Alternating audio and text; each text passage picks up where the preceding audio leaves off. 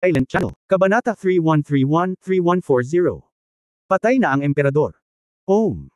Sigaw ni Yang Yian, at ang liwanag ng bituin sa langit ay kumikinang ng maliwanag sa kanya.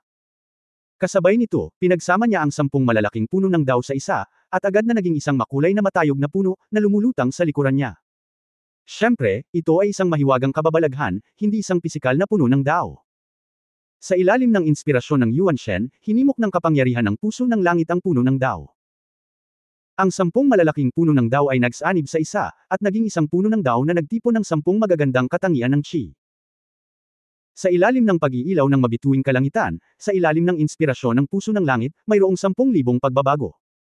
Tumaas ito ng 10,000 talampakan at dumiretso sa 9 na kulay dugong kidlat ng emperador.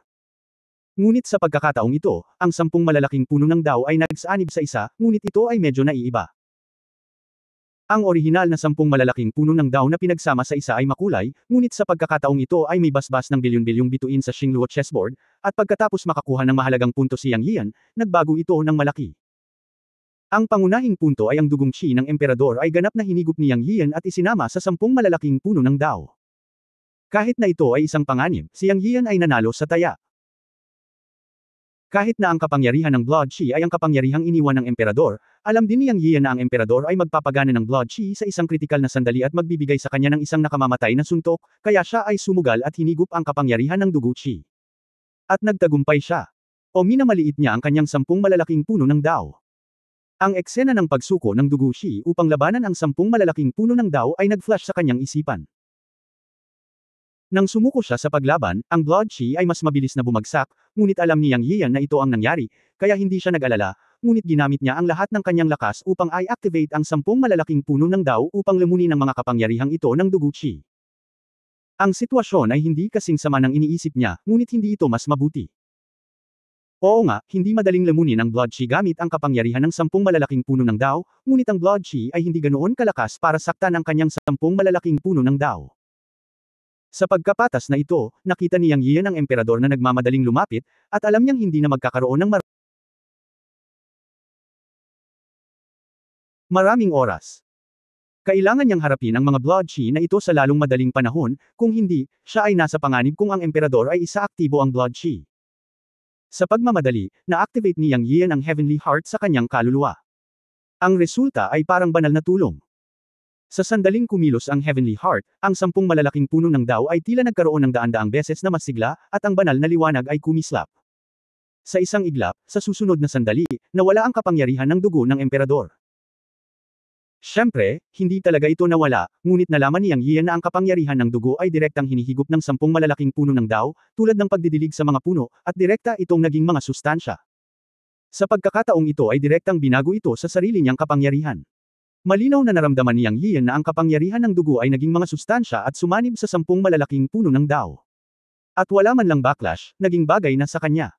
Siya nakaramdam din ng kakaibang hininga mula rito. Alam niyang ito ang lakas ng hininga ng ika-4 na mundo. Naramdaman niya iyon sa kanyang puso, ngunit wala siyang oras para pag-isipan iyon ng mabuti. Dahil dumating na ang atake ng emperador. Nagsimula siyang mag-counter-attack ng walang pag-aalinlangan. Ang 10 malalaking puno ng Dao ay nagsanib sa isang matayog na puno ng Dao. Direktang sinalubong nito ang 9 na kulay dugong kidlat na dala ng emperador. Naroon ang liwanag ng bituin ng chessboard na nagbabasbas sa puno ng Dao, pinalibutan ito ng kapangyarihan ng dugo Qi, at ang 10 puno ng Dao ay nagkaisa sa ilalim ng inspirasyon ng puso ng langit, napakabaliw at lumalaki. Kailan gumalaw si Yang Yian, sumanib siya sa puno ng Dao. Pagharap sa nagmamadaling emperor, umungol siya, mamatay. Si Kai Shen Nanyang at ang iba pa na libu-libong milya ang layo ay pawang binibigyang pansin ang laban ni Yang Yian at Emperor.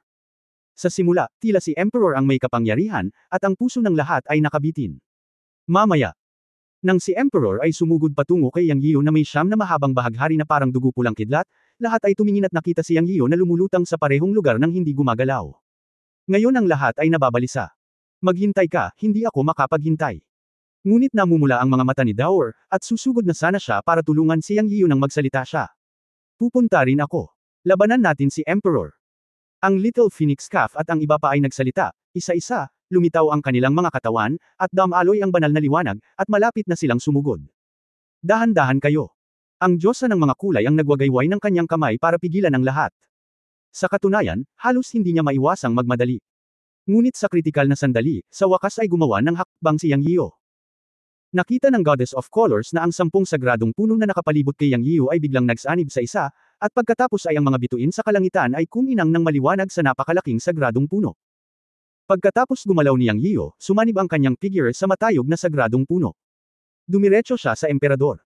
Bagamat libu-libong milya ang layo, naramdaman ng Diyosa ng mga kulay ang isang malakas at pamilyar na hininga. Ito ang natatanging hininga ng banal na emperador sa langit. Napangiti ang Diyosa ng mga kulay at sinabi sa kanyang sarili, ikaw pa rin, na may aura ng Chang'an. Isinilang kang muli. Bilang babae ng banal na emperador, ang Diyosa ng mga kulay ay hindi nakilala sa aura ng banal na emperador. Naramdaman niya ang aura na nagmumula sa sagradong puno o mula kay Yang Yiu, na siyang aura ng Chang'an. Alam niya na magiging maayos si Yang Yiu. Dahil alam niya ang ibig sabihin ng aura na ito. Sa katunayan, hindi lang niya ito naramdaman, ngunit naramdaman ng lahat ang aura ng hari sa kalangitan. Sa wakas ay tumigil ang lahat at tumingin sa field. Sa ilalim ng ganitong uri ng aura ng makalangit na kapangyarihan, kahit na magmadali sila, hindi ito magkakaroon ng malaking epekto. Naniniwala ang lahat na mananalo si Yang Yiu. Sa mata ng lahat, nakita nila ang punong may taas na 1,000 talampakan na walang liwanag at kulay na tumatakip sa langit at araw. Ang panlabas na bilog ay maliwanag na pilak na liwanag, at ang panloob na bilog ay makulay at palaki ng palaki. Sa isang iglap, ang matayog na puno ay bumangga sa siyam na pulang dugo na kidlat. Boom! Bitik! Buzz! Isang malaking ulap ng kabute ang bumungad sa itaas ng kalangitan, na parabang isang malaking butas ang nabasag sa kalangitan. Nagkaroon ng walang kapantay na pagkabigla. Isang alon ng hangin ang kumalat. Gumuho ang dagat ng dugo. Nalantad ang langit ng God Realm. Pagkatapos nito, isang malaking silver chessboard ang kumikislap na may halo at lumabas, ngunit ito ay isang star chessboard. Sa banggaan na ito, ang dagat ng dugo ng emperador ay ganap na nawasak. Lumabas din ang star chessboard ni Yang Yiu. Sa mga mata ng Goddess of Colors at ng iba pa, nakita nila na ang matayog na puno ni Yang Yiu ay direktang tumama sa siyam na kulay dugong kidlat ng emperador. Ang siyam na kidlat ay sumabit sa puno ng Diyos. Ilang saglit, gamulong ang kidlat at kulog, hangin at ulap, isang eksena sa katapusan ng mundo. Ang alon ng hangin na nabuo ng banggaan sa pagitan ng dalawang panig ay kumalat sa bilis na nakikita ng mata. Sa isang kisap mata, ito ay 1,000 milya. Ang Goddess of Colors at ang iba pa ay nagmamadaling ipinagtanggol at pinrotektahan ang mababang antas na mga disipulo ng Heavenly Dao, ngunit gayunpaman, sila ay natangay ng hangin sa lupa. Nang patatagin niya ang kanyang katawan at tumingin sa ibabaw, nakita niya ang sentro ng labanan. Ang siyam na kulay dugong kidlat at ang dakilang sagradong puno ay nawala, napalitan ng malaking ulap ng kabute na may diameter na 12 ng milya, kumikislap na dugo at pilak na liwanag. Ito ay makikita na ang interweaving sa loob, alam ng lahat na ito ay Yang Yiu at Emperor Zun fighting. Matapos ang oras na ito ay tumagal ng halos 3 minuto, ang ulap ng kabute ay tila lumiit. Nanliit ito sa bilis na nakikita ng mata. Nagsimula ring hamina ang nakakasilaw na liwanag. Hindi nagtagal. Nawala ito ng tuluyan. At sa gitna, may lumitaw na 3 figura, na nakatayong hindi gumagalaw. Si Yang Yiu talaga at si Emperor Zun, at ang pangatlo ay ang Blood Baby. Sa mata ng lahat, itinuro ni Yang Yiu ang kanyang daliri sa mga kilay ni Emperor Zun, at ang dugong sanggol ay nakahiga sa likod ni Emperor Zun, nakahiga sa katawan ni Emperor Zun. Nagkaroon ng katahimikan sa field. Huminga ng maputik na hangin ang Rabbit Lord at nagsabi, tapos na, patay na si Emperor Zun. Natigilan ang lahat nang marinig nilang nagsalita si Rabbit Lord. Malinaw na nakikita si Emperor Zun na naroon pa rin. Siyempre, ang pag-aalinlangan na ito ay hindi nagtagal, at ang figure ng emperador ay nagsimulang maglaho ng unti-unti, at sa wakas ay naglaho sa kalangitan na parang naging alabok. Puff! Sa sumunod na sandali, nanginig ang katawan ni Yang Yiu at nagluwa siya ng isang subaw ng dugo. Pagkatapos ay nakita ng lahat si Yang Yiu at ang Blood Infant na diretsyong bumagsak mula sa langit. Gumalaw ang Goddess of Colors at pumunta para hulihin si Yang Yiu at ang Blood Infant. Kuya! Yanze! Sa sandaling ito, nagising ang lahat mula sa isang panaginip at sumugod upang palibutan si Yang Yiu at sumigaw. Totoong pinatay ni Yang Yiu ang Emperor, ngunit ngayon ay tila nasugatan din siya, kasama ang Blood Infant. Kung paano ito natapos, bagamat hindi nakita ng lahat, naisip nila na tiyak na nagkaroon ng away na hindi nila naiisip sa ulap ng kabute.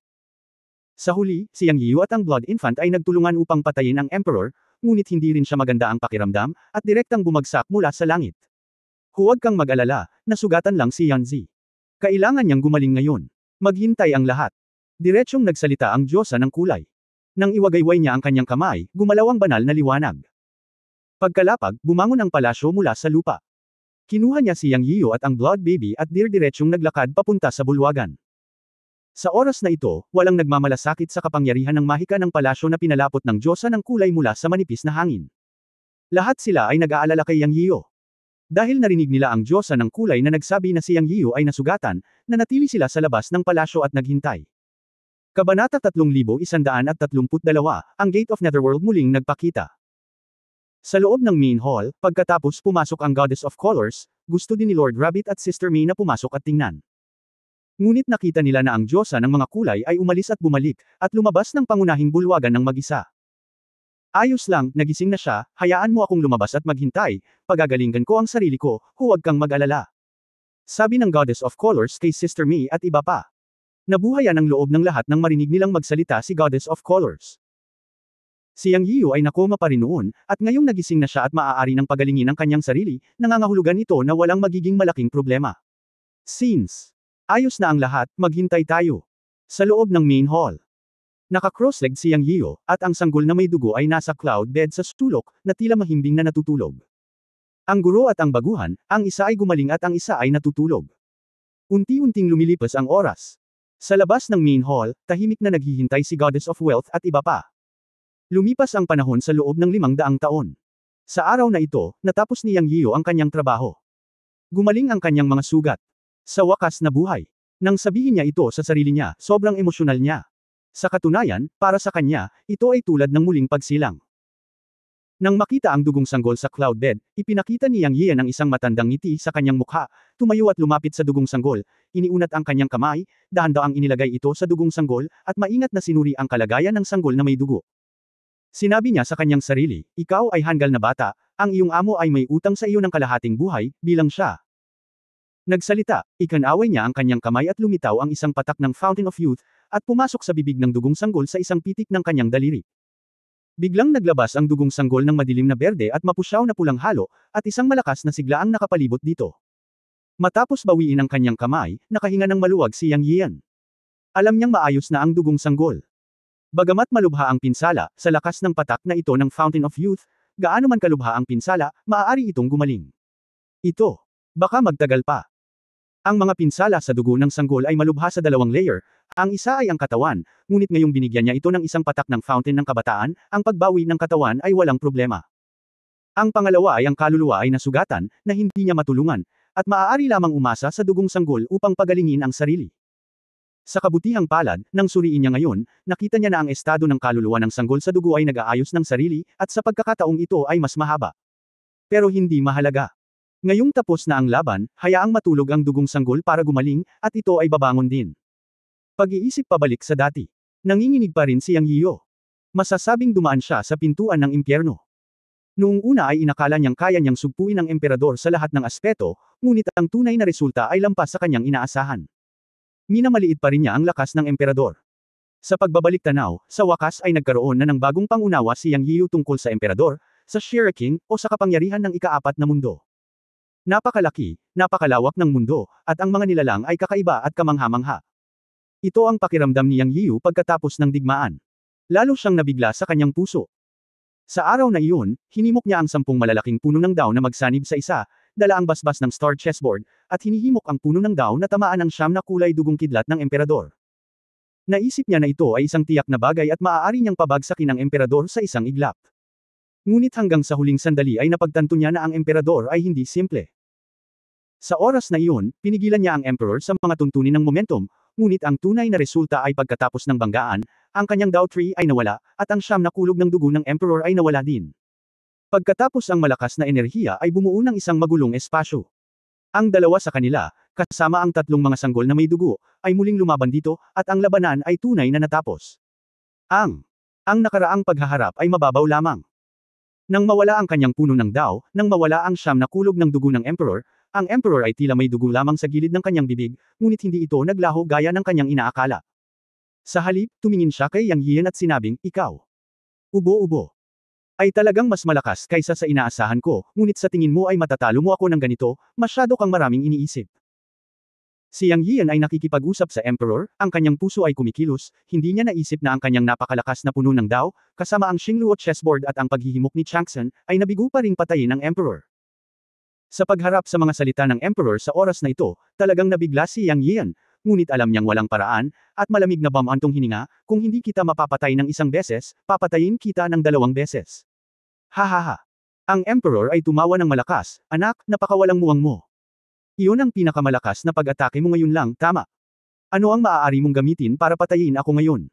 Ang haring ito ay talagang nasaktan mo sa sandaling ito, ngunit ang haring ito ay mayroon pa ring paraan upang patayin ka. Pagkatapos ng mga salita, biglang kumilos ang Emperor at humakbang pasulong, ngunit ang buong tao ay naging isang pool ng dugo. Gawing daan ng dugo. Nang tumunog ang isang madilim na boses, ang buong pagkatao ng Emperor ay naging isang pool ng dugo, at agad na winalis si Yang Yian. Dong! Hindi nagatubili si Yang Yian na i-activate ang Chaos Bell, na tinakto ng kanyang sarili at ang dugong sanggol. Malakas ang tibok ng puso niya. Nang makita niya ang Emperor na naging isang pool ng dugo, alam niya na ito ang totoong estado ng Emperor, ang tunay na katawan ng clone ng Shire King. Ang ugat ng makapangyarihang Shire sa Netherworld Blood Sea ay ang Blood Sea Avenue. Ang Emperador sa estado ng dugo ay maaaring ang pinakamapanganib. Inactivate ni Yang Yiyo ang Chaos Bell at lumitaw, at direktang inactivate ito. Dong dong dong. Ang mga kampana ay sunod-sunod na tumunog, na sumasabog ng gininto ang liwanag, ang pinakayang at ang pinakamatigas na kapangyarihan upang labanan ang dugo ng Emperador. Ngunit hindi niya inaasahan na ang Chaos Bell ay ganap na nababalot sa dugo ng Emperor. Si Yang Yiyo, na nasa Chaos Bell, ay nakakita ng dagat ng dugo sa kalangitan. Buzz! Ang Chaos Bell ay nanginginig at patuloy na nag-vibrate. Ito ay nakikipagkompetensya sa dugo. Naramdaman ni Yang Yiyo ang walang hangganang kwarto, na halos kayang sirain ang mundo. Kung magpapatuloy ito, alam niyang hindi kayang labanan ng Chaos Bell ang estado ng dugo ng Emperor. Buong lakas niyang binuhay ang Chaos Bell. Ngunit ito ay nawasak sa wala pang 10 paghinga. Boom! Matapos ang isang mapurol na tunog, nasira ang depensa ng Chaos Bell. Agad na umagos ang dugo sa kanya. Nagulat ang puso ni Yang Yiyo, at na-activate niya ang kapangyarihan ng Divine Core Dao Sid. Ang kapangyarihan ng asensya ng 10 malalaking puno ng Dao sa panloob na binhi ay ganap na sumambulat upang labanan ang dugo ng Emperador. Pero, may nangyari sa isang oras na lampas sa kanyang imahinasyon. Ang dugo ng Emperador sa estadong nagbabago ng dugo ay ang tunay na kapangyarihan ng dagat ng dugo. Nang makapasok na ito sa kanyang katawan ay hindi na niya ito napigilan. Sa isang kisap mata, ang dugo ay tumulo sa kanyang katawan at dumiretso sa banal na buto. Sa isang iglap, nawala ni Yang Yian ang mana ng kanyang buong katawan. Ang dugo ng Emperor ay pumasok sa Divine Core Seed at pinigilan ang kanyang buong katawan mana. Ang banal na pangunahing buto ay ang pundasyon ng paglilinang. Kung may problema dito, ang mana ay hindi maaaring gumana. Kapag ang Divine Core Seed ay ganap na nasakop ng dugo ng Emperor, ito ay magiging katumbas ng kanyang kamatayan. Nang walang oras na mag-isip tungkol dito, umungal si Yang Yian at binuhay ang Divine Core Seed ng buong lakas.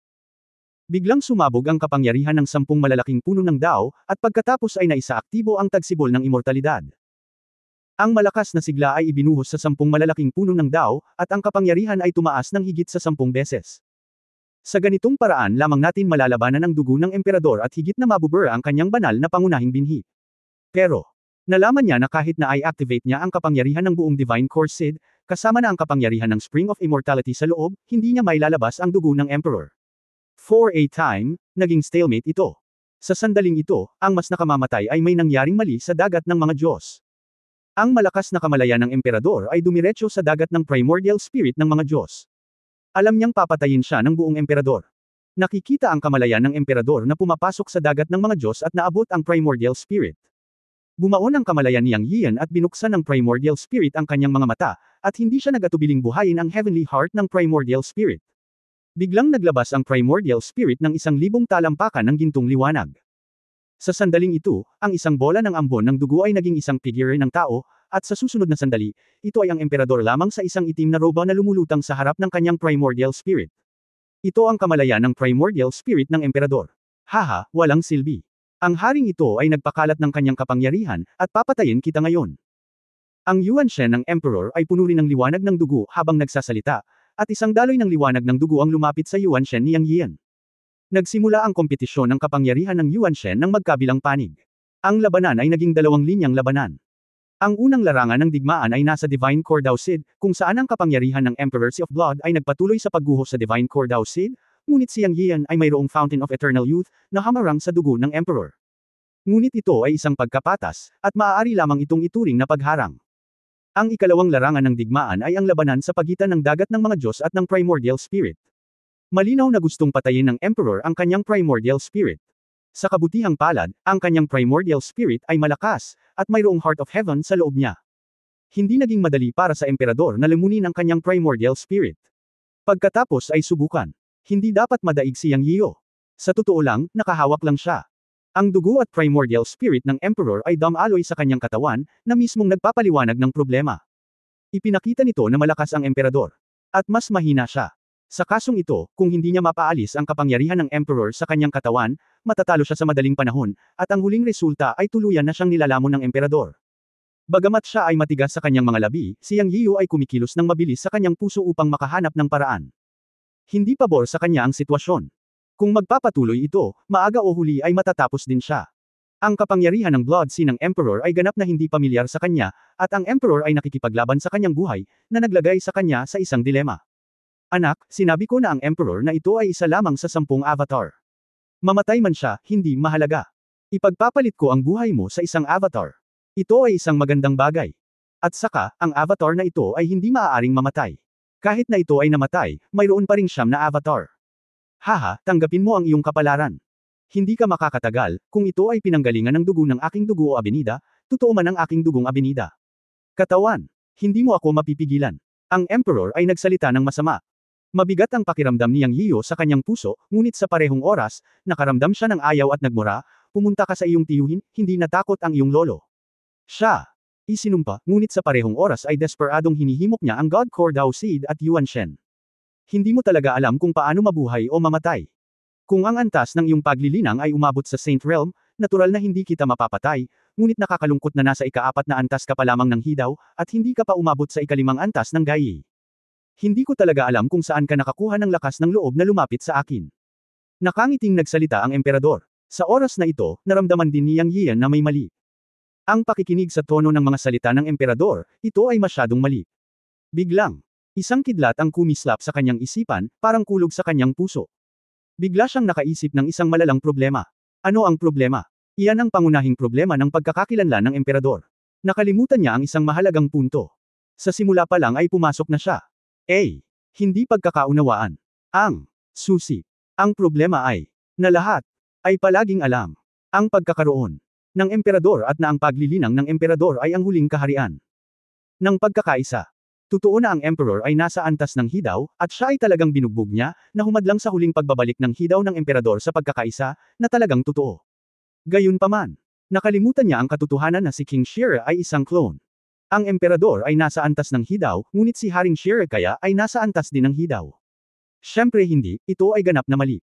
Kahit na si King Shira ay isang clone, kahit na wala siyang cultivation, hindi ba't si King Shira ay may pangitain, mga lihim na pamamaraan, at iba pa. Kaya alam ni Yang Yiyan na siya ay mali. Hindi niya pinansin ang katotohanan na ang Emperor ay si Haring Shira at si Haring Shira ay isang clone ng Emperador, kaya nahulog siya sa problemang ito. Nais ni Haring Shira na magplano laban sa kanya, at sigurado siya dito. Kahit na walang cultivation ang clone ni King Shira, si King Shira pa rin iyon. Sa pag-iisip nito, si Yang Yiyan ay pinagpawisan ng malamig. Nagkamali siya ng level sa simula, at normal lang na siya ay pabaaya sa huli at sinalakay ng Emperor. Sa pakikinig sa sinabi ng Emperor, sa wakas ay nakilala ni Yang Yiyan ang katotohanan. Pero medyo late na ang pakiramdam ngayon. Pero tanggapin mo na lang. Imposible yun. Kahit na sumama ka sa totoong katawan ni Shira Wan, ako, Yang Yiyan, ay hindi tatanggapin ang aking kapalaran. Malamig siyang ngumuso at sinabing, hindi kasing ganda ng kaharian ng banal na Dao, kaya ano? Kung hindi ikaw ang clone ni Haring Shira, pinatay na sana kita ng 100 beses. Haha, sayang naman, ako ang clone ni King Shira. Kahit na ang clone na ito ay nasa unang yugto pa lamang ng Heavenly Dao, maaari itong sumabog sa pambihirang paraan upang patayin ka. Noong una, gusto kong panatilihin ang clone na ito, ngunit hindi ko inaasahan na ikaw ay talagang masama. Ngayon ay maaari ko lamang isuko ang clone na ito at patayin ka. Habang mahinang nagsasalita ang emperador, ang kapangyarihan ng dugo ng kaluluwa ay naging mas maliwanag at mas maliwanag, hakbang-hakbang na pinindot ang kaluluwa ni Yang Yiyan. Si Yang Yiyan ay matigas sa labas, ngunit medyo pananghinaan na siya ng loob, dahil alam niyang totoo ang sinabi ng emperador. Nakaharap na niya ngayon ang katumbas ni Haring Shira, isang taong gustong mangibabaw sa 3 kaharian at maging Panginoon ng Celestial Body. Sa pagharap sa napakalakas na kalaban, hindi talaga siya sapat na kumpiyansa. Naapektuhan ang puso ni Tao, na lubhang mapanganib. Sa susunod na sandali, ang buong katawan ni Yang Yiyo ay nayanig. Ang dugo ng Emperor ang humakbang pasulong patungo sa banal na core. Maging ang hininga ng kanyang kaluluwa ay nagsimulang maging hindi matatag. Swoosh! Sa loob ng dagat ng mga Diyos, ang kaluluwa ng Emperador ay humakbang pasulong, na sinundan ng kanyang kaluluwa. Nilabanan ng liwanag ng dugo ang gininto ang liwanag ng kaluluwa ni Yang Yiyo at nagtagumpay. Hehe, tingnan natin kung paano ka mamatay. Unti-unting lumalapit ang kaluluwa ng Emperador. Sa oras na ito, ang lakas ng loob ni Yang Yiyo ay nagsimulang mag-alinlangan. Nakatadhana ba siyang mamatay ngayon? Boom! Ngunit sa sandaling ito, isang dagandong ang tumunog sa kanyang katawan. Kasabay nito, nagmura ang Emperador, bastard. May kaunting gulat sa tono niya. Natigilan si Yang Yiyo, at sa sumunod na sandali ay napagtanto niya na ang dugong sanggol ang kumilos. Daor! Namula ang mga mata ni Yang Yiyo. Pakiramdam niya ay iyon na ang kanyang huling disipulo, ang Blood Infant, na naging puldi ng dugo at direktang pumasok sa kanyang katawan, at nagsimulang lamunin ang dugo ng Emperor ng galit na galit. Kaagad, naramdaman ni Yang Yiyo na ang pressure ng Divine Core Dao Seed ay nawala ng husto. Nararamdaman ni Yang Yiyo na ang Blood Infant ay desperadong sinusunog ang sarili upang lamunin ang dugo ng Emperor, at ang epekto nito ay medyo maganda, na maaaring makapagmura ng malakas sa Emperor, na sapat na upang ipakita na ang Blood Infant ay nagbigay ng banta sa Emperor. Ikaw ay tanga, ikaw ay kalahating Asura, dahil hinahanap mo ang kamatayan, pagbibigyan kita ng iyong kahilingan. Ang Emperador ay nagmura ng malungkot. Ah! Sigaw ng Blood Infant. Nagulat ang puso ni Yang Yiyo, Daoer, umalis ka kaagad. Dumudugo ang puso niya. Pagtingin sa loob, nalaman niya na ang kapangyarihan ng dugo na binago ng Blood Infant at ang dugo ng Emperor ay nagkasalikop. Ang dugo ng Blood Infant ay mukhang pula, habang ang dugo ng Emperor ay pula-itim. Sa oras na ito, hinaranggan ng dugo ng Blood Infant Incarnation ang kanyang Divine Core Dao Seed, na humaharang sa dugo ng Emperador. Tila ang dugo ng Emperador ay sumalakay sa higit sa kalahati nito. Kasabay nito, nakita ni Yang Yiyan na may mga inscription na kumikislap sa dugo ng Emperador. Sa tuwing kumikislap ito, ang dugo ng sanggol na may dugo ay lumalabo ng kaunti. Daor! Bagamat pinabayaan ni Yang Yiyan ang sanggol na may dugo, naramdaman niya ang kalooban ng batang ito at hindi siya umalis. Habang nag-aalala at nababagabag, si Yang Yiyan ay nagkaroon din ng momentum na hindi umamin ng pagkatalo. Tunay nga, sa tulong ng Blood Infant, naibsan ng husto ang kanyang presyon. Kontra-atake. Kung hindi, ngayon hindi lang siya ang matatapos, kundi ang Blood Infant din. Isang malakas na dagandong ang pinakawalan ni Yang Yiyan, Sa sandaling ito, hinimok niya ang 10 malalaking puno ng Dao at ang Fountain of Youth sa sukdulan. Kasabay nito, na-refresh din ang Yuan Shen, at nagpakawala si Changsun ng mahinang tunog. Ngunit sa oras na ito, nakita ni Yang Yiyan na may lumabas na pinto. Napaka-pamilyar. Ito ang likas na mahiwagang kapangyarihan ng Yuan Shen, ang matagal nang nawawalang gate ng Yudo. Tungkol naman sa Gate of Yudo, hindi pa niya ito pinag-aralan ng maigi mula nang lumitaw ito. Ano ba talaga ito? Kaya bihira itong gamitin. Habang bumubuti ang kanyang paglilinang, naramdaman niyang wala na itong silbi at hindi na makakasabay. Ngunit sa sandaling ito, sa ilalim ng pagkabigla ng Changsun, muling lumitaw ang gate ng Nether City.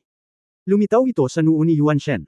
Ang palaki ng palaki ang madilim, mabigat, sinaunang tarangkahan, na lumalabas mula sa noo ni Yuan Shen, at itinulak ito ng kapangyarihan ni Changsun sa likod nito. Ang hitsura ng Gate of Nether City sa pagkakataong ito ay medyo naiiba. Sa mga mata ni Yang Yiyan, nakita niya ang mga inscription na lumilitaw sa dalawang saradong pintuan ng Gate of Nether City, isa sa kaliwa at isa sa kanan, na bumubuo ng isang Tai Chi. Sa sandaling ito, ang yin yang fish sa Tai Chi ay umaagos at kumikinang. May naramdaman si Yang Yiyan sa kanyang puso, at ang kanyang kamalayan ay nahulog sa gate ng Nether City, at siya ay sumigaw, buksan ang pinto ng Nether City. Boom! Bumukas ang tarangkahan ng may dagandong. Itim pa rin. Ngunit sumiklab ang dilim sa loob ng gate. Parang ang dilim ng sansinukob na bumaba mula sa gate na ito. Kasabay nito, naramdaman ni Yang Yiyan na ang hininga ng kamatayan ay bumubulusok mula sa tarangkahan, na nagpalundag sa kanyang puso. Bumukas ang tarangkahan at ang walang hangganang kadiliman ay agad na tumakas patungo sa Yuan Shen ng Emperador. Ito ay, paano ito posible? Ikaw, paano mo? Hindi. Nawala ang takot na boses ng Emperador. Ganap na nawala. Bumalik sa kalmado ang lahat. Tanging sa kanyang dagat ng kamalayan, ang Gate of Nether City ay lumitaw sa pagitan ng mga kilay ng kanyang kaluluwa. Muling isinara ang pinto, at sobrang tahimik.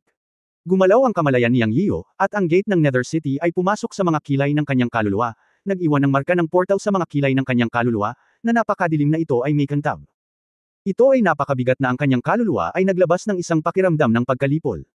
Sa pagtingin sa loob, ang dugo ng Emperador sa katawan ng katawan at ang core ng tao ay ganap na nawala at direktang sumangga. Maayos naman ang Blood Baby.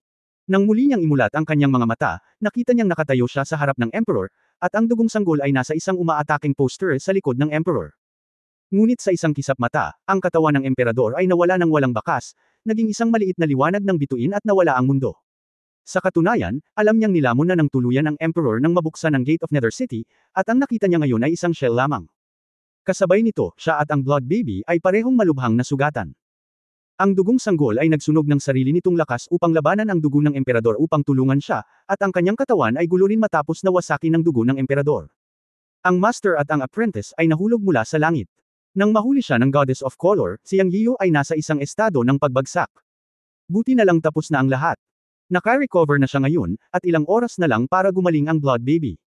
Sa bulwagan, bumuga ng mabahong hangin si Yang Yiyo, at pagkatapos na isipin ang labanan sa pagitan niya at ng Emperador, natakot pa rin siya. Ngunit sa pagkakataong ito, muling lumitaw ang Gate of Nether City at nakaiwas sa isang sakuna. Hindi naging madali. May intensyon si Yang Yiyo na pag-aralan ng malalim ang Gate of Nether City. Nagkaroon siya ng kaunting pangunawa sa dilim. Dahil sa labanang ito, nakita at naramdaman niya ang isang bagay na hindi pa niya nakita. Lalo siyang nabigla. Napakaraming misteryo sa ilalim ng abenida. Kailangan niyang tuklasin ito ng paunti-unti. Kumakaway ang kanyang kamay para ilagay ang dugong sanggol sa espasyo ng Chen Kun Pot, lumabas si Yang Yiyo sa bulwagan. Alam niyang nag-aalala pa rin ang lahat sa kanya. Ang usapin sa pagitan ng 33 Heavens Hall at ng Emperor ay tapos na nangangahulugan din na ang mga hinaing sa pagitan ng Ascending Clan at ng Heavenly Clan ay natapos na, ngunit alam niya ang ilang bagay na nagsisimula pa lang. Ang siyam na clone ng Shira King ay hindi may iwasang lilito sa iba't ibang lugar sa God Realm. Makikita ito sa mga salita ng Emperador. Ang pagpatay niya sa Emperador ay maaaring simula pa lamang. Kabanata 3133 paraan upang patunayan ang katotohanan. Paglabas niya ng hall, lahat ng mga mata ay nakatingin sa kanya. Nakaramdam si Yang Yiyo ng init sa kanyang puso. Nadama niya ang pag-aalala ng lahat at ngumiti at sinabing, okay lang. 500 taon pagkatapos ng labanan, lumabas si Yang Yiyo mula sa pag-urong at bumalik sa Yunmen. Sa loob ng 500 taon na ito, ang God Realm ay nayanig. Ang 33 Heavens Palace ay nawasak, at ang balita ng pagkamatay ng Emperador ay kumalat sa buong God Realm. Ang pangalan ng Yunmen God Realm ay tumaas din kasama nito. Siyempre, maraming puwersa sa God Realm ang nakakaalam lamang sa ibabaw. Hindi nila alam kung ano ang nasa loob, tulad ng katotohanan na ang Emperador ay ang pagkakatawang tao ng hari ng Shira. Karamihan sa mga puwersa ay hindi alam, ngunit hindi ito masabi ni Yang Yiyo. Masyadong nakakaloka ang usaping ito. Anyway, ito ay isang labanan ng swerte sa pagitan ng kanyang umakyat na angkan at ang makalangit na angkan. Hindi na kailangang magpaliwanag ng sobra. Pagkatapos bumalik sa Yunmen, inisip ni Yang Yiyo na sa wakas ay matatapos na ang mga bagay, ngunit hindi niya inaasahan na, tulad ng hula niya sa kanyang puso, nagsisimula pa lang ang lahat. Ito ay sari-saring pagkabuhay muli. Sa araw na ito, si Yang Yiyan at isang grupo ng mga kababaihan ay nasa Yangja Village, Yunmen, ngunit pinuntahan siya ni Lingyi at Tai. Guro, nandito sina Tai at Lingyi. Muling gumanap si Qiao Fu bilang isang housekeeper, na nagsisilbing opisyal ng pamilya Yang sa Yangja Village. Sina Yang Yiyan, Zhao Nanmei, Kier, at ang maliit na Phoenix Dower, at iba pa. Lahat ng miyembro ng pamilya ay naroon. Narinig ng lahat ang ulat ni Qiao Fu, tumayo si Zhao Nan at sinabing, mga kapatid, puntahan natin ang ating mga magulang. Ang pangkalahatang pananaw ng Reyna ay disente pa rin. Sa isang pagbati, lahat ng babae ay umalis. Papasukin mo sila. Sumenya si Yang Yiyan. Pagkaraan ng ilang sandali, pumasok sina Tai at Lingyi sa sala. Haha, komportable ka. Pagkapasok ni Tai ay walang pag-aalinlangan siyang umupo at uminom ng isang tasa ng tsaa. Lingyi, tahimik at mahinahon pa rin. Pagkatapos sinenyasan ni Yang Yiyan na umupo, kumuha din siya ng isang tasa ng tsaa. Bihira lang akong magpahinga. Nalutas na sa wakas ang usapin ng 33 Heavens Palace at Emperor. Isang malaking bato sa puso ko ang nahulog. Hindi ba't masarap magsaya sa oras? Nakangiting sabi ni Yang Yiyan. Natatakot akong magtatapos na ang mga araw ng walang malasakit na buhay, dahan-daang nagsalita si Rabbit Lord. Sabihin mo sa akin, ano ang masamang balita? Lumitaw ba ang iba pang mga clone ni King Shire? Nakahanda ako. Itinaas ni Yang Yiyan ang kanyang tasa ng tsaa at nagtanong. Sinulyapan ng Rabbit Lord si Lingyi at sinabing, dapat mong sabihin sa akin. Ibinaba ni Lingyi ang kanyang tasa, tumingin kay Yang Yiyan at direktang nagtanong, ano sa palagay mo ang kaharian ng banal na Dao? Hindi inaasahan ni Yang Yiyan na magtatanong ng ganoon si Lingyi. Pagkatapos ng ilang sandali ng pagkataranta, sinabi niya, mayroong 3 yugto ng Heavenly Dao, mula sa unang yugto ng Heavenly Dao hanggang sa Heavenly Dao na mga panuntunan, at pagkatapos ay sa huling yugto ng Heavenly Dao at ang Dao, iyon ay, ang ikalimang yugto ng Dao, at pagkatapos ay papasok ka sa kaharian ng Holy Dao. Ito ay isang advanced na hakbang lamang. Ang kaharian ng banal na Dao ay isang ganap na naiibang kaharian ng dakilang Dao. Mula sa Dao hanggang sa banal na Dao, ang kahirapan ay tunay na isang makalangit na hiwa. Masasabing kahit na mayroong 10,000 katao sa ikalimang yugto ng Dao, maaaring walang sinuman ang makalusot at makapasok sa banal na Dao. At para masira ang kaharian ng banal na Dao, ang kailangan ay ang pagkakataon ng makalangit na Dao. Ang pagkakataong ito ay matatawag ang Dao ay natanto. Alam mo ba kung paano matanto ang Dao? Tanong ni Ling Yi.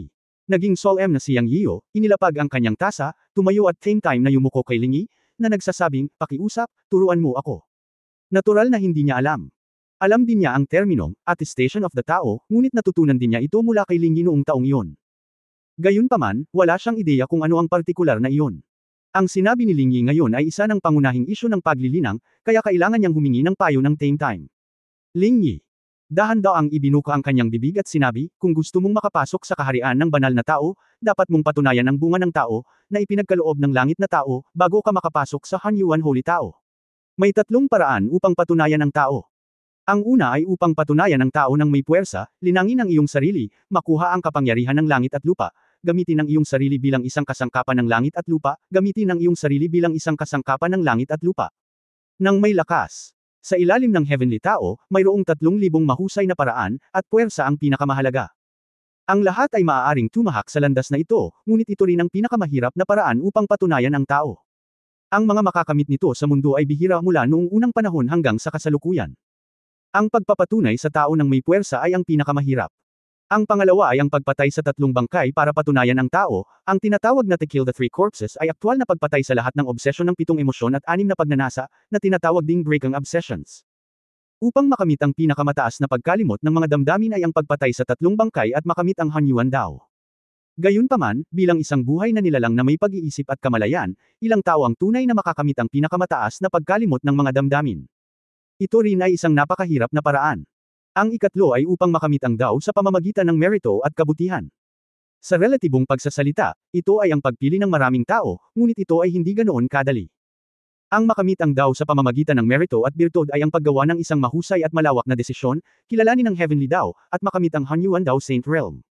Halimbawa, sa panahon ng paglikha ng mundo, mayroong isang makapangyarihang tao na, upang patunayan ang dakilang merito at birtud, ay gumawa ng talumpati sa langit na Dao. Gumawa siya ng isang panata ng merito sa maliit na mundo ng kaharian ng impyerno sa 6 na muling pagkakatawang tao, na sinasabing hindi niya makakamit ang Hanyuan hanggang sa walang laman ng impyerno. Pagkatapos noon, nanatili siya sa impyerno magpakailanman, na isang maliit na mundo lamang. Mula dito, makikita na napakahirap ding makamit ang tao sa pamamagitan ng merito, ngunit kung ikukumpara sa 2 paraan ng pagkamit ng tao, ang paraan ng pagkamit ng tao sa pamamagitan ng merito at dakilang birtud ay mayroon pa ring pag-asa. Sa huling pagsusuri, anuman ang paraan ng pagkamit ng tao ay isang walang katapusang at mahirap na daan. Ang Hanyuan Holy Way pagkatapos ng pagkakaisa ng tao ay ang Great Heaven Slash, at ito rin ang paraan ng swerte sa ilalim ng Heavenly Way. Ang makalangit na daan ay tumatakbo sa mga ikot, na siyang 49 na makalangit na daan. Sayang naman ang kulang. Una, ang ganitong uri ng bagay ay ang Heavenly Dao Great Disaster, na isang walang katapusang sakuna, at lahat ng bagay sa mundo ay nasa loob nito. Sa pamamagitan lamang ng pagpapatunay sa Hanyuan Dao maaari kang magkaroon ng pagkakataong makaligtas sa walang katapusang sakuna, kaya dapat mong patunayan ito. Kung wala kang kultibasyon ng Hanyuan Saint Dao, sa susunod na sitwasyon sa God Realm, ang lahat ng mga disipulo ng Yunmen ay magiging butil lamang ng makasaysayang alabok, at sa kalaunan ay mawawala at magiging biktima ng Heavenly Dao Great Disaster. Si Yang Yiyo ay nakinig sa mga salita ni Ling Yi, at ang kanyang isip ay umiihip. Ang dami ng impormasyon ay sobra at sobrang nakakagulat. Kailangan niya ng oras para matuno iyon. Hindi nagsalita sina Tai at Ling Yi, na para bang inaasahan nila ang reaksyon ni Yang Yiyo. Natahimik ang hall. Si Yang Yiyo ay nakaupo doon at tinutunaw ang kwento ni Ling Yi sa kanyang isipan. Hindi niya inaasahan na magiging napakahirap pala ng landas patungo sa kaliwanagan. 3 landas, ang bawat isa ay mahirap lakaran. Kung susundin niya ang paraan ng kaliwanagan ni Ling Yi, pakiramdam niya ay kakaunti ang mga tao sa mundo ang makakatuntong sa kaharian ng Hanyuan Saint Dao. Pagkaraan ng ilang sandali, nagtanong si Yang Yiyo, ang Little Phoenix at iba pang mga Divine Beast ay dapat magkaroon ng magandang pagkakataon na makamit ang Hanyuan Saint Dao, tama ba? Umiling si Ling Yi at sinabing.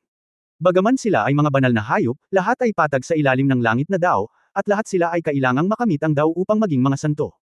Hindi ba't lahat sila ay mga dakilang santo sa kanilang mga nakaraang buhay? Mahirap na bang linangin muli ngayon? Tanong ni Yang Yiyo. Ang Nirvana Rebirth mismo ay isang bagong buhay. Wala itong kinalaman sa nakaraang 10 buhay. Ito ay pareho sa ilalim ng Heavenly Dao. Kung muli silang nilinang sa nakaraan, maaaring nagkaroon sila ng mas maraming pagkakataon upang makamit ang Dao, ngunit ngayon ay pareho na. Nagsalita si Ling Yi. Nalilitong tanong ni Yang Yian, ano ang pagkakaiba ng dati at ngayon? Noon, ito ay dahil sa suporta ng Holy Heavenly Court, at ang Holy Heavenly Court ay may swerte sa langit at lupa. Sa isang tiyak na lawak, sinuman mula sa Holy Heavenly Court ay magkakaroon ng ilang pagpapala ng swerte, kaya ang pagkakataon na makamit ang kaliwanagan ay magiging mas malaki. Ang Rabbit Lord ang pumalit sa usapan. Nang marinig ni Yang Yian ang sinabi ng Rabbit Lord, lumiwanag ang kanyang mga mata at nagtanong siya, Heavenly Court. Kabanata 3134 na Tautong Qian. Mula sa tono ng Panginoong Kuneho, tila ang pagkakaroon ng langit ay maaaring magpalaki ng pagkakataong maabot ang Dao. Pagkatapos ay nagpatuloy si Lord Rabbit, swerte ang Heavenly Dao, hindi ito kasinungalingan. Sa Holy Heavenly Court of the Creation Era, ang dahilan kung bakit mayroong 10 dakilang santo, 36 na heavenly officials, at iba pa, ay dahil ang Holy Heavenly Court ay ang Taoist Orthodoxy. Pagkamit ng Dao. So ano? Hinintay ni Yang Yiyo na magpatuloy si Lord Rabbit. Alam niya na dahil sinabi ni Lord Rabbit, may mga dahilan siya. Oo nga, nagkatinginan sina Lord Rabbit at Ling Yi at sinabing, kaya, sa susunod ay dapat mong simulan muli ang Heavenly Court at itatag ang Taoist Orthodoxy. Hindi ko masyadong maintindihan. Sabi ni Yang Yiyo. Nagpatuloy si Lolo Rabbit, paano ko ito sasabihin? Pagkatapos ng iyong pakikipaglaban sa Emperor, ang sitwasyon sa God Realm ay nagsimulang magbago, o ang Heavenly Dao ay nagbago, at isang bagong panahon ang nagsimula. Nangangahulugan ito na sa ilalim ng pagbabago ng Heavenly Dao, nagsimula na rin ang sakuna. Kung gusto mong mabuhay ang Yunmen sa ilalim ng sakuna, kailangan mong simulan ang paghahanda. Ang pagsisimula muli sa Heavenly Court upang itatag ang Dao ay hindi maiiwasan at kailangang gawin, kung hindi ay mawawala ang swerte ng iyong pakikipaglaban sa Emperor. Ngayon ay kumalat na ang balita sa God Realm na ang Ascending Clan ay nanalo at ang panahon ng pamumuno ng Heavenly Clan ay natapos na. Ang susunod na pagkakataon ay depende sa takbo ng Ascending Clan na nangingibabaw sa hinaharap ng God Realm. Ngunit ngayon ang Yunmen ay isa na lamang sekta, at walang Dao na masasabi, kaya hindi nito makuha ang swerte ng langit at lupa. Kung gusto mong makuha ang swerte ng langit at lupa, kailangan mong simulan muli ang Heavenly Court para itatag ang Dao at makuha ang swerte ng langit at lupa. Pagkatapos magkaroon ng swerte ng langit at lupa, ito ay isang pagpapala para sa pagpapatunay sa Dao, upang makamit mo ang isang foothold sa pabago-bagong God Realm. Kung hindi, ang katapusan ng Yunmen ay maglalaho sa ilalim ng takbo ng sakuna. Kung may swerte, mayroong pagpapala ng langit na Dao. Ngayon ay tinatansya ng God Realm na ang ilan sa mga dakilang Dao ay nagsimulang gumalaw at sinubukang agawin ang swerte. Ako, bakit lalo akong nalilito habang nakikinig? Ano ang ibig mong sabihin sa ilang dakilang sekta sa God Realm? Ano ang ibig mong sabihin sa pag-agaw ng swerte? At ano ang ibig mong sabihin sa malaking sakuna? Ano nga ba ang malaking sakuna? Sunod-sunod na tanong ni Yang Yiyo. Huminga ng malalim si Rabbit Lord at sinabing, sasabihin ko sa iyo isa-isa. Ang mundong ito ay talagang napakalawak at may lahat ng bagay. Kahit na ang Holy Heavenly Court noong Kaitian Era ay hindi lamang ang pinakamalakas na sekta.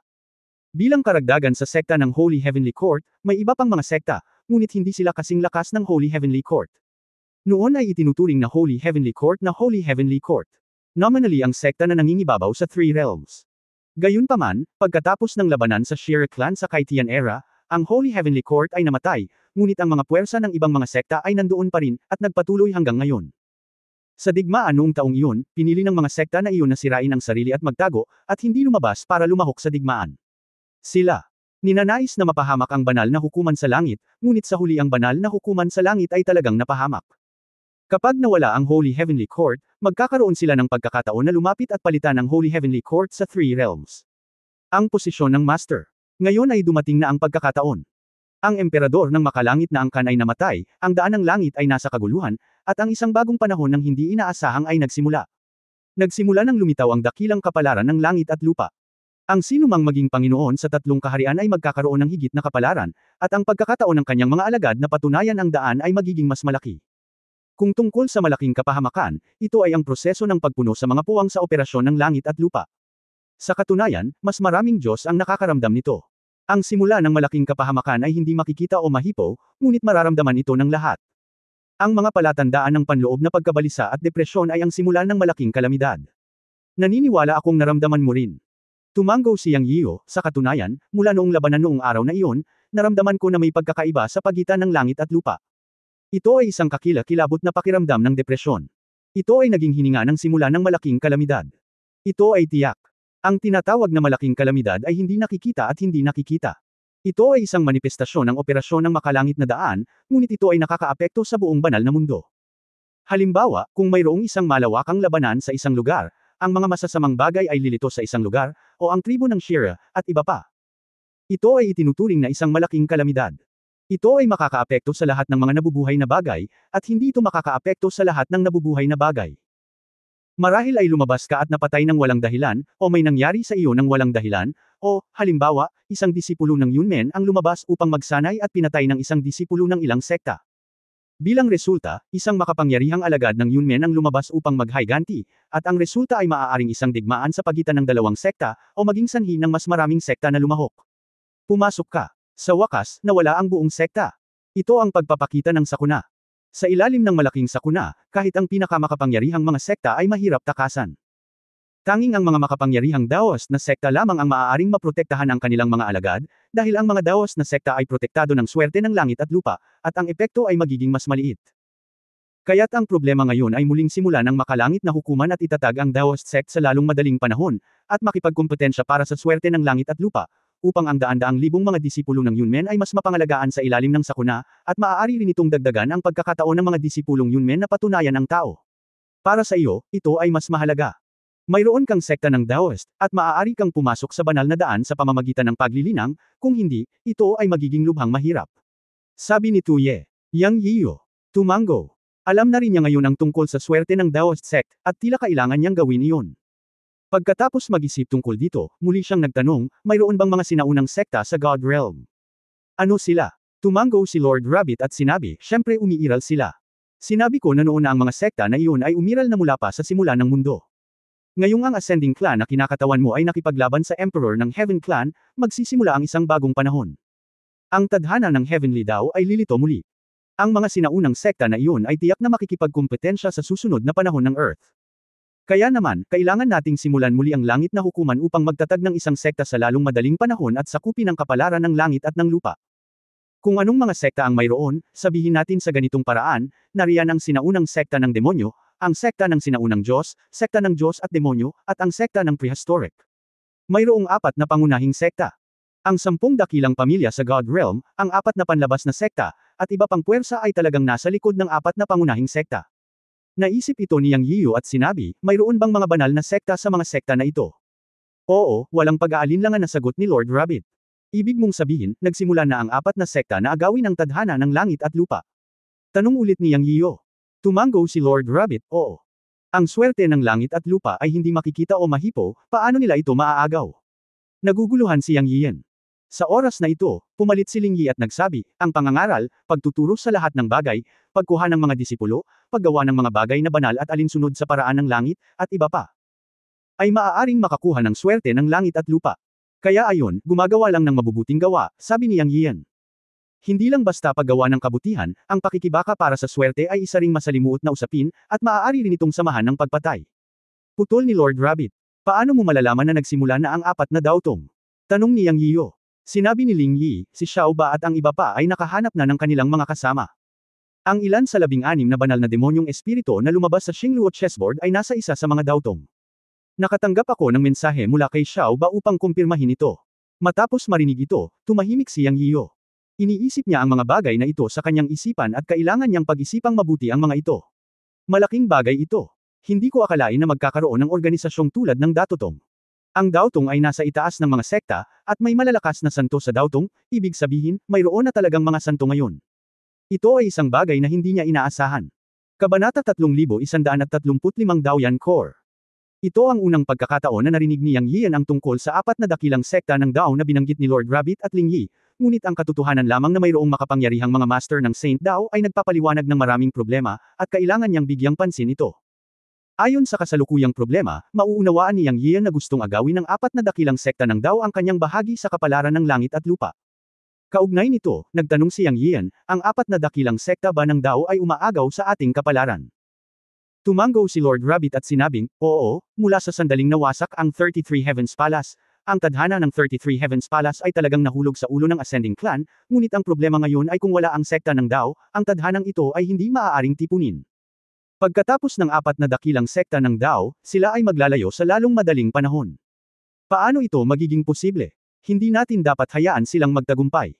Pagkatapos ay sisimulan natin muli ang Heavenly Court para itatag ang sekta ng Dao, at itatag ang tadhana ng sekta ng Dao na kabilang sa Ascending Clan. Sabi ni Yang Yian sa malalim na boses. May isang bagay na dapat mong malaman. Biglang sabi ni Lord Rabbit na medyo nahihiya. Ano? Tanong ni Yang Yian. Sinabi ni Lord Rabbit, kung sisimulan mo muli ang Heavenly Court at magtatag ng isang Daoist School, dapat kang maging handa na supilan ng 4 na pangunahing Daoist School. Natigilan si Yang Yian at sinabing, bakit ko sila pakialam kung magtatayo ako ng Daoist School? Sinabi ni Ling Yi, ang 4 na pangunahing paaralan ng Daoist sa God Realm ay matatagpuan sa Timog Silangan, Hilagang Kanluran, at Hilagang Silangan, ngunit wala sa kanila ang Orthodox. Ang Orthodox ay palaging ang Holy Heavenly Court na matatagpuan sa gitna ng God Realm. Ang Holy Heavenly Court ay nawasak ng may matinding kahirapan sa panahon ng digmaan sa Creation Era. Lupa kasama nila. Anong klaseng logic ito? Tumawa si Yang Yian. Ang isang Orthodox ay sumasakop sa pinaka-destiny ng langit at lupa, at nagbunga ng pinakamakapangyarihang mga santo. Ang 4 na iba ay tiyak na makikipagkumpetensya para sa Orthodoxy, kaya tiyak na mahihirapan sila. Paliwanag ni Lord Rabbit. Haha, totoo naman. Pero ayon sa iyo, kung hindi tayo magtatayo ng Daoist School, mahihirapan tayong mabuhay sa sakuna. Tsaka bakit hindi gawin kung mayroon tayong mga kondisyon? Kung talagang maglakas loob silang pahirapan kami, ako na ang bahala. Dumating ako sa araw na ito hakbang-hakbang, at lumaki ako sa pakikipaglaban. Kung talagang kailangan, sisirain natin ang Daoist School. Nakapatay na sabi ni Yang Yiyo. Okay, ito ay karapat-dapat sa banal na Panginoon. Ito ay mukhang mahirap, ngunit sa huli ay wala na tayong paraan. Parehong kaliwa o kanan. At saka, tayo ang Orthodox Heaven. Nasa panig natin ang swerte. Kung talagang gusto natin silang patayin, hindi na kailangang matakot sa kanila. Kailangang may mukha ang mga banal. Naniniwala ako na hindi sila magiging walang hiya. Sa karamihan, magpapadala sila ng mga tao para pahirapan tayo. Sa yugto ng pagkakaisa, talagang hindi kami natatakot sa anumang paaralan ng Daoist. Pinaikit ni Rabbit Lord ang kanyang mga mata at sinabi. Pagkatapos ay i-restart ang langit, sabi ni Yang Yiyo. Tungkol sa bagay na ito, alam ni Yang Yiyo na ito ang pangkalahatang kalakaran at kailangang gawin ito. Originally, hindi siya nagmamadali. Iniwan niya ang 7 banal na lugar at ang banal na palasyo ng langit, iniisip na pag-uusapan niya ito mamaya. Anyway, sa isip niya, isa lang itong banal na lugar para sa paglilinang.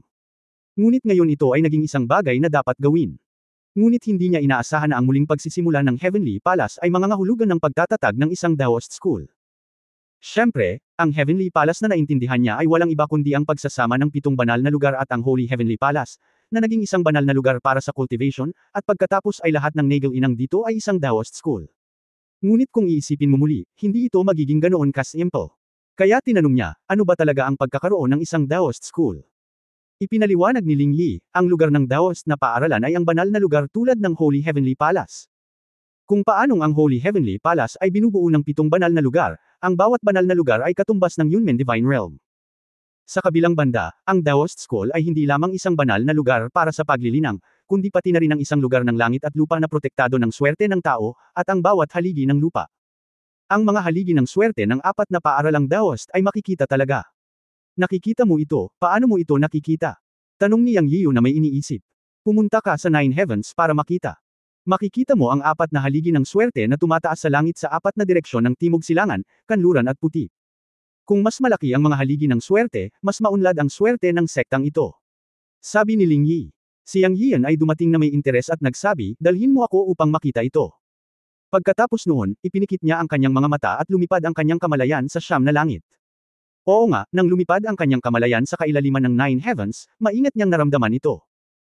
Sa kanyang makapangyarihang kamalayan, nang ginamit niya ang kanyang puso upang madama ito, nakita niya ang 4 na haligi ng liwanag na kulay asul, puti, pula at berde sa 4 na direksyon ng Timog Silangan, Hilagang Kanluran, na tumataas mula sa lupa at umabot sa 9 na langit, na may napakagandang momentum. Sa susunod na sandali, bumalik ang kanyang kamalayan, at idinilat ni Yang Yian ang kanyang mga mata at bumantong hininga, oo naman, may 4 na haligi na tumatakbo sa kalangitan, na napakahusay, ngunit ang 4 na haligi ay tila magkasing laki. Sinabi lang ni Ling Yi, sa panahon ng Kaitian, ang fortune pillar ng Holy Heavenly Court noong kasagsagan nito ay mas malaki kaysa sa kabuuan ng 4 na pangunahing sekta. Nakakalungkot lang na nawasak ang Holy Heavenly Court. Ngayon kahit na gusto nating simulan muli ang Heavenly Court at muling i-condensed ang fortune pillar, mas matatakot ako na walang partido noon. Hindi na mahalaga iyon. Ang kapalaran ng fortune pillar mismo sa ilalim ng Heavenly Dao, sa huling pagsusuri, nakasalalay pa rin ito sa pag-uugali ng isang sekta. Kung ang lahat ay naaayon sa kagustuhan ng Heavenly Dao, marahil ang Fortune Pillar ay magiging mas makapangyarihan. Bagamat kailangan nating simulan muli ang Heavenly Court at magtatag ng isang sekta, sila ay nasa gitna ng God Realm, na kumakatawan sa Ascending Clan, at ang Ascending Clan ay ang nangingibabaw na nilalang. Bilang karagdagan, pinalitan nila ang status ng Heavenly Clan, kaya hindi naman mahina ang Fortune Pillar. Sa madaling salita, depende ito sa kung ano ang itatatag ni Dao the Holy Lord sa oras na iyon. Ito ang susi. Sabi ng Rabbit Lord. Itatag kung ano ang Dao. Ano ang ibig sabihin nito? Naguguluhan si Yang Yian. Ipinaliwanag ni Lord Rabbit, ang pagtatatag ng isang Daoist na tradisyon ay maaaring maging isang mahusay na panunumpa sa Heavenly Dao. Ito ay nagpapahayag ng iyong mga ambisyon. Nililinaw mo ito sa Great Dao. Ano ang kahalagahan ng pagtatatag ng Daoist na tradisyon na ito? Anong kontribusyon ang gagawin mo? Ito ang ubod ng pagtatatag ng isang Daoist na tradisyon. Kung ang iyong mga salita ng Daoist na tradisyon ay naaayon sa kanya, sa lahat ng bagay na nabubuhay sa kahulugan ng Dao. Tapos na, nagawa ng maayos, at nagawa ng perpekto sa hinaharap, kung gayon ang mabubuo na kapalaran ng langit na Dao ay masasabing ang bawat disipulo ay pagpapalain ng kapalaran ng Daoist sa oras na iyon. Naunawaan ni Yang Yiu na isa rin itong malaking ambisyon at kaunting kahulugan ng pagpapatunay sa Dao. Ang pagkakaiba ay ang pundasyon ay isang Daoist na kapangyarihan. Isang beses lang narinig ni Yang Yiu ang maraming bagay, ngunit sa kabutihang palad, nagbigay ng patnubay sina Lord Rabbit at Lingi, at nagpasya silang tatlo na simulan muli ang Heavenly Court at magtatag ng isang Daoist na tradisyon. Hindi ito natapos hanggang kalahating buwan ang lumipas. Umalis sina Lord Rabbit at Lingi. Ngunit si Yang Yian ay naglabas ng utos, na hinihimok ang lahat ng mga disipulo ng Yunmen na wala na upang bumalik, at si Yunmen ay magtatatag ng Daoist lineage makalipas ang 100 taon. Tungkol naman sa pag-restart ng Heavenly Palace, hindi niya sinabi kahit kanino dahil masyado itong nakakagulat. Mayroong talagang maraming mga kasabihan tungkol sa pagtatatag ng lahi ng Daoist. Maging ang ilang maliliit na sekta ay magkakaroon ng katulad na mga aktibidad, tulad ng pag-aalay ng mga sakripisyo sa kalangitan, na tinatawag ding pagtatatag ng lahi ng Daoist. Lahat ay hindi sumasang-ayon. Ngunit malaking bagay ang Daoist lineage ni Yang Yian. Pagkatapos ng 100 taon, kapag bumalik ang lahat ng mga alagad, natural niyang ipahahayag ang nakagigimbal na planong ito. Ang natitirang 100 taon ay para sa kanya na mag-isip tungkol sa kung paano gumawa ng isang mahusay na hiling at bigyan ng Yunmen Daoist lineage ng isang core. Malaking bagay talaga ito. Alam niya na ito ay isang bagay ng buhay at kamatayan para sa Yunmen, at masasabing ito ay isang bagay kung ang Yunmen ay maaaring tumayo sa tuktok ng 3 kaharian sa hinaharap. Makalabas man ang isang santo, kailangan niya ng panahon para isipin itong Dao. Kaya lumabas si Yang Yian sa Yunmen Divine Realm ng mag-isa sa araw na ito, at lumabas siya para maglakbay. Para sa iba pang paghahanda, lahat sila ay ipinasa kina Tuye at Lingyi. Makalipas ang 100 taon, babalik siya at sisimulan muli ang Heavenly Palace para itatag ang Daoist lineage. Anyway, nasa kanya ang 7 banal na lugar at ang Holy Heavenly Palace. Kung sila ay pakakawalan at pinagsama-sama, ito ay magiging isang bagong langit. Ang pangunahing punto ay kailangan niya ng isang salita ng Dao, o isang core ng corporate culture development, upang matukoy ang hinaharap na pag-unlad. Aalis siya ngayon para maglakbay para isipin ang problemang ito. Huwag mo akong hintayin ngayon. Napakasakit ng aking mga daliri kaya nagpunta ako sa ospital para sa isang maliit na operasyon sa hapon. 6:00 na ako nakabalik. Namamanhid ang buong kamay ko at hindi ako makapag-type.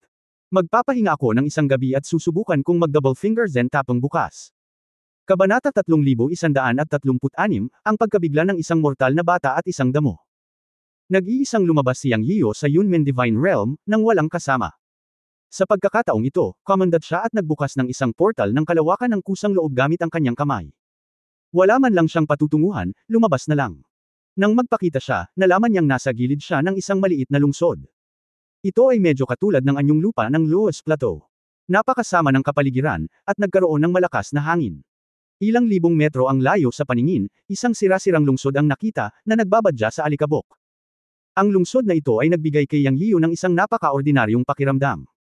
Hindi niya ito sinasadyang tingnan, at dahan-daang naglakad patungo sa lungsod ng hakbang-hakbang. Whoosh! Ang sumisipol na hangin ay patuloy na umaalingaw-ngaw sa kanyang tenga. Dumating si Yang Yiu sa harap ng gate ng lungsod. Sira-sira. Ay ang unang impresyon. Walang earthen door pier at door panels. Siyempre, walang nagbabantay dito. Walang sigla, kaya naisip ni Yang Yiu na hindi alam kung mayroong anumang buhay na nilalang sa lungsod na ito. Binuksan niya ang space channel na nakapikit at diretsyong lumapit dito. Hindi niya alam kung nasaan siya sa God Realm, ngunit ang pangkalahatang direksyon ay nasa hilagang kanluran ng God Realm, at ito ay napakalayo, kahit 1,000,000 milya ang layo mula sa Yunmen.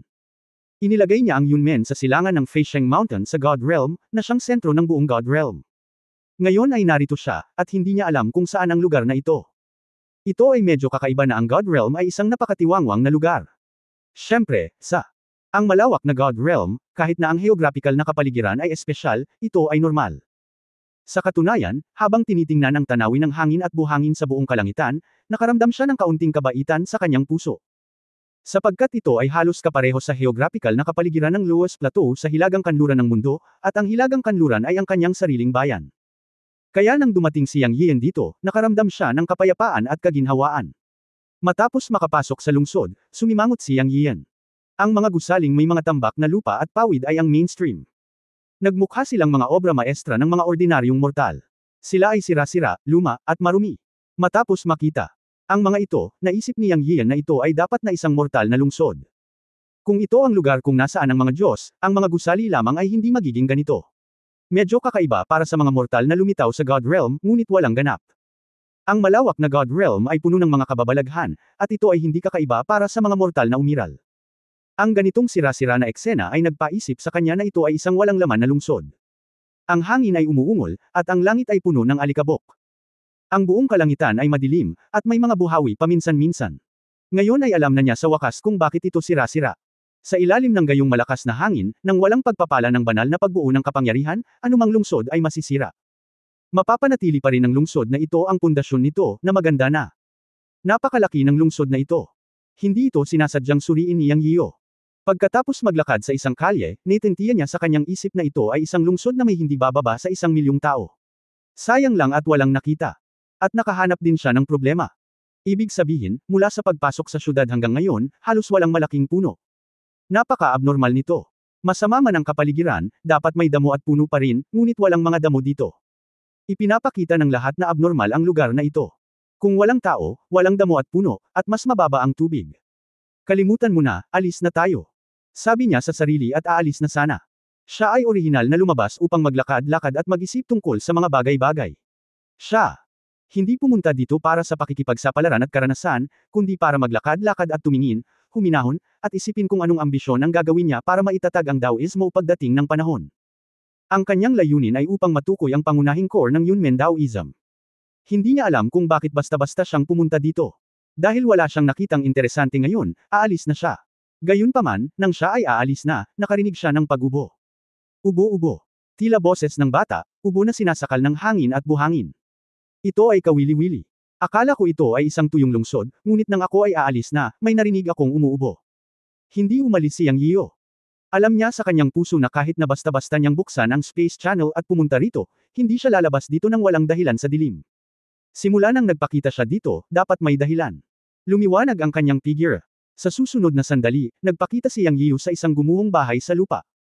Sa gusaling may 3 pader lamang na lupa, natagpuan ni Yang Yiyo ang isang batang lalaki na nakakulot sa sulok. Ang malakas na hangin ay tumatama sa kanyang katawan. Ang bata ay nasa labasan ng hangin ng 3 pader na lupa. Nakakatawa ang pakiramdam niya.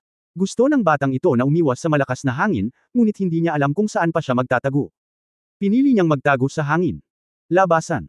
Gayunpaman, sa sandaling naisip niya ito, hindi na niya nagawang tumawa. Masasabi pa niyang nabigla siya. Medyo nabigla siya. Dahil nalaman niyang may berdeng damo sa ilalim ng bata. Ito ay hindi isang mahiwagang halaman, ngunit isang ordinaryong damo lamang.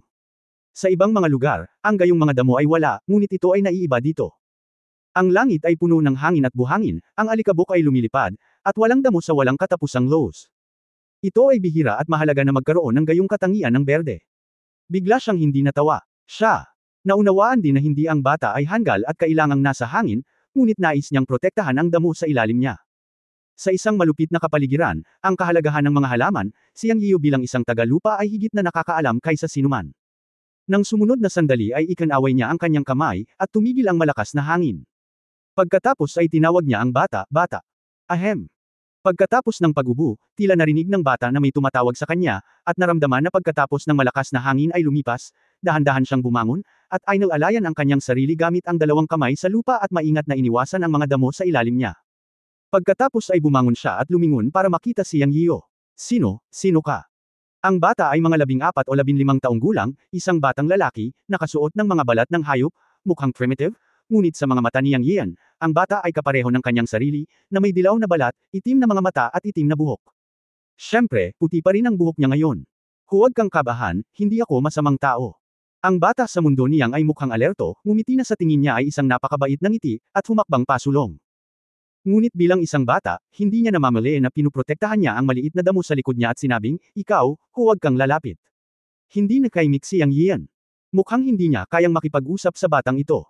Ngumiti siya ng mapait at sinabing, huwag kang mag-alala, hindi kita aagawin ng mga damo.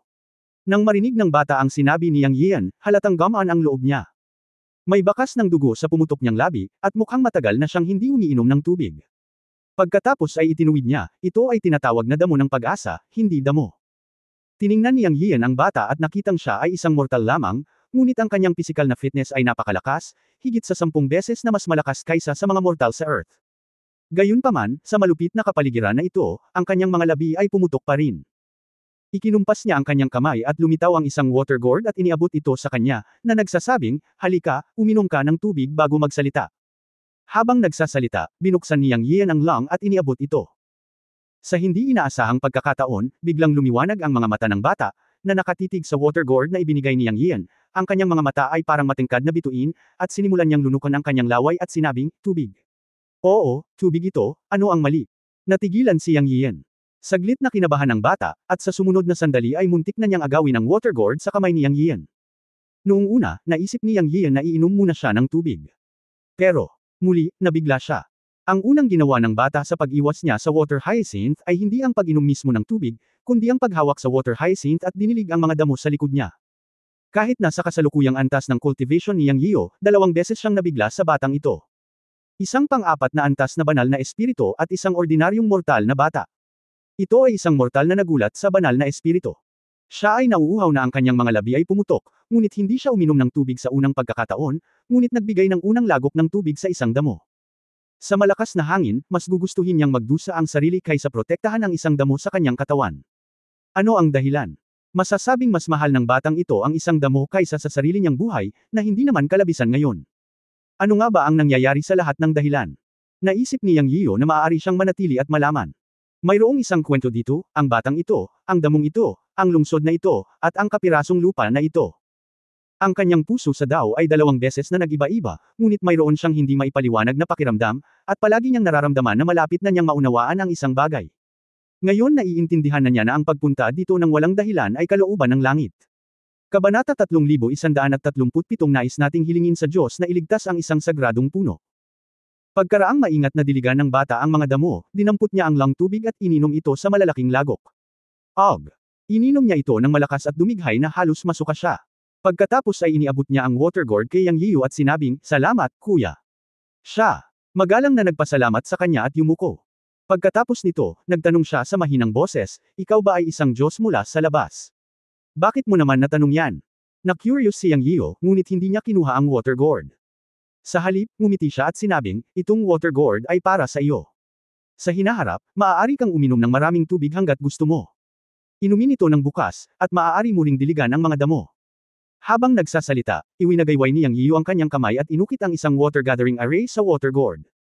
Sa ganitong paraan, ang kapangyarihan ng katangian ng tubig sa pagitan ng langit at lupa ay maaaring makondensed at makonvert sa tubig at maiimbak sa water gourd. Sa teorya, hanggat hindi nasira ang water gathering array, hindi matutuyo ang tubig sa water gourd. Ang ganitong paraan ay isang maliit na lansihin lamang para sa kanya ngayon, ngunit alam niya kung ano ang ibig sabihin ng lang tubig na ito sa batang ito. Ito ay isang pagkakataon para makilala niya ang batang ito, kaya hindi nakakapinsala na tulungan siya. Ang pagkilos ng bata sa pagprotekta sa mga damo ay nakaantig ng husto sa kanya. Makikita rin na may malaking kakulangan ng tubig dito. Sabi kasi ni Lolo, masyadong masama ang kapaligiran dito, hindi makakapasok ang mga ordinaryong tao maliban na lang kung sila ay mga Diyos. Hindi ka taga rito, magarang suot ka, at walang alikabok sa iyong damit. Hindi kayang panatilihing malinis ng mga ordinaryong tao ang kanilang damit sa ganitong maalikabok na kapaligiran, kaya sa tingin ko ay Diyos ka sa labas. Ang bata ay nagsalita ng malinaw, na may katwiran, maingat na pagmamasid, loika at pag-iisip. Medyo nagulat si Yang Yio. Ang bata ay mukhang 14 o 15 taong gulang lamang, ngunit hindi niya inaasahan na ganoon kalinaw ang kanyang pag-iisip. Xiao. Tumango at sinabing, ay traitor mo lang ako bilang isang Diyos mula sa labas. Diyos ka ba talaga? Matapos makuha ang pagkilala ni Yang Yio, ang bata naman ay nagulat, at nanlaki ang kanyang mga mata sa hindi makapaniwala. I guess so, ngumiti si Yang at tumango. Nauuto sandali ang bata. Nakita ni Yang Yiyo na sobrang nasasabik siya. Ngunit hindi niya inaasahan na sa sumunod na sandali, tumakbo ang bata at nawala sa paningin ni Yang Yiyo sa isang kisap mata. Gayunpaman, ang mga sigaw ay narinig sa hangin. Lolo, lolo, darating ang mga Diyos. Mapait na ngumiti si Yang Yiyo, ngunit wala siyang pakialam, dahil nahulaan niya na pumunta ang bata para tawagan ang mga matatanda. Siya ay hindi nagmamadali. Sigaw ng bata at umalis na ibig sabihin may ibang tao dito. Sa kasong ito, maghihintay na lang siya. Hindi nagmamadaling umalis si Yang Yiyo. Ang aksyon ng batang ito na nagpoprotekta sa isang damo ay nakaramdam siya ng pagkabalisa. Pakiramdam niya ay may kwento rito, at interesado siyang matuto patungkol dito. Oo naman, makalipas ang mga 10 minuto, narinig ni Yang Yiyo ang mga yabag. At marami sila, parang daan-daang tao. Hindi nagtagal, lumitaw ang isang figure sa alikabok sa harapan. Habang papalapit sila, nakita ni Yang Yiyan na kasama nila ang batang umalis at bumalik. Nasa harapan nila ang isang maputi ang buhok na mukhang nasa 80s na. Nagmamadali siyang lumapit sa tulong ng dalawang nasa katanghaliang gulang na malalakas na lalaki.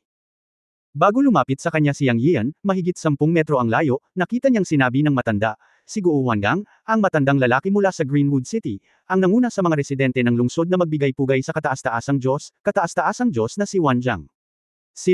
Lahat sila ay isang grupo ng mga mortal. Nakita sila ni Yang Yiyan sa isang sulyap. Wala silang anumang paglilinang, ngunit sila ay napakalakas. Sa pamamagitan ng pagwagayway ng kanyang kamay, isang mahiwagang kapangyarihan ang tumulong sa kanilang lahat na tumayo at sinabing, huwag kang magalang, matanda. Nandito ako para maglakbay. Ikinalulungkot kung abalahin ka. Masyado kang magalang, Supreme God. Karangalan namin na makapunta ka sa aming Greenwood City. Ang matandang si Guo Wangang, na nagsasabing siya ay taga Greenwood City, ay nagsalita ng may pagkasabik, na parabang inaabangan niya ang pagdating ng isang kataas-taasang Diyos. Pagkatapos ay sinabi niya, gusto ko ring magpasalamat sa Diyos sa pagbibigay ng tubig sa aking apo. Pagkatapos nito, sinabi niya sa bata sa tabi niya, Guo Yi, sumuko sa Diyos. Huminto si Yang Yiyan at nagsabi, simula nang magkakilala kami ng batang ito ay tadhana. Ang pagbibigay ng isang maliit na regalo ay hindi nagkakahalaga ng pagbanggit, kaya hindi na kailangang maging magalang. Diyos Wanjang. Nagpasalamat si Guo Wangang sa kanya, masyadong maalikabok ang lupa, mangyaring lumipat sa aking Greenwood Inner City para maging bisita. Kung gayon, salamat, hindi magalang si Yang Yiyan at gustong makipag-ugnayan sa mga taong ito. Nang maglaon, sa pamumuno ni Guo Wangang, dumating ang grupo sa isang malaking gusali. Parang bulwagan. Buti na lang at buo ito at mukhang masisilungan sa hangin at ulan. Pagkatapos pumasok, nalaman ni Yang Yiyan na may pinto sa bulwagan na direktang patungo sa ilalim ng lupa. Nagulat si Yang Yiyan. Posible kayang ang mga taong ito ay nakatira sa ilalim ng lupa. Mukhang alam ni Guo Wangang ang iniisip ni Yang Yiyo. Sinabi niya habang naglalakad, matagal na ang nakalipas, nakatira kami sa lungsod sa itaas ng lupa. Gayunpaman, habang ang kapaligiran ay nagiging malupit, ang malakas na hangin at buhangin ay maaaring tanggayin ang mga tao. Bukod pa rito, walang tubig sa lupa, kaya wala kaming pagpipilian kundi ang magtayo sa ilalim ng lupa at ilipat kaming lahat sa ilalim ng lupa upang mabuhay. May tubig ba sa ilalim ng lupa? Tanong ni Yang Yiyo. Guo. Tumawa at umiyak si Wangang, sa simula, pagkatapos matuyo ang pinagmumulan ng tubig sa lupa, pumunta tayo sa ilalim ng lupa. May underground river, ngunit sa nakalipas na daang taon, ang underground river ay unti-unting nalalanta. Ngayon ang tubig na iniinom natin araw-araw ay sapat na para sa pang-araw-araw na kaligtasan. Naisip mo na bang umalis dito at pumunta sa ibang lugar? Tanong ni Yang Yiyo. Mapait na ngumiti si Guo Wangang at nagsabi, Diyos, hindi mo alam na ang ating Greenwood City ay nasa gitna at kanluran. Ang lugar na 8,000 milya ay puno ng hangin, buhangin, loas, tagtuyot, at buhawi. Ang kapaligiran ay 100 beses na mas masahol kaysa sa Greenwood City. Hindi tayo maaaring lumabas. Ang pananatili dito ay maaaring magligtas ng ating mga buhay, 80 milya ang ating buhay. Maaaring patayin tayo ng 800 milya. Narinig ni Yang Yiyan na totoo ito. Sa ganitong malupit na kapaligiran, ang mga mortal ay talagang hindi makakalabas ng 8,000 milya. Pinag-isipan niya ito at muling nagtanong, ikaw, wala bang mga spiritual practitioner dito? Habang nagsasalita siya, biglang lumiwanag ang paningin ni Yang Yiyan, at nakita niya na lumitaw ang isang malaking espasyo sa ilalim ng lupa. Parang natural na kuweba ang lugar na ito. Mukhang napakalaki nito sa isang sulyap, at dapat ay hindi bababa sa 30,000 metro ang lapad.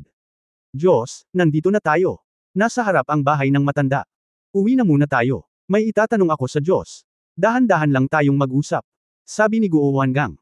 Okay, tumanggo si Yang Yiyan.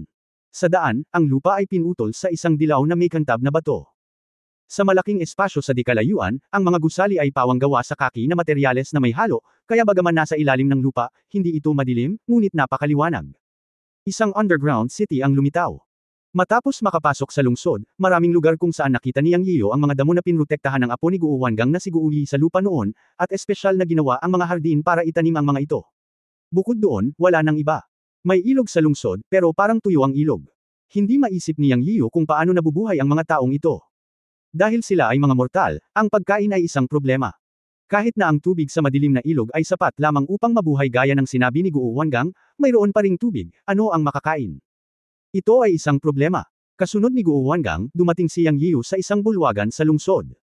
Ito ang tahanan ni Guo Wangang, at siya rin ang Panginoon ng lungsod na ito. Pagpasok sa bulwagan, hiniling ni Guo Wangang si Yang Yiyo na umakyat, at may mga babaeng parang alipin na nagdala ng pagkain. May isang uri ng pagkain na katulad ng kamote, na naglalabas ng tunay na bango at medyo masarap ang amoy.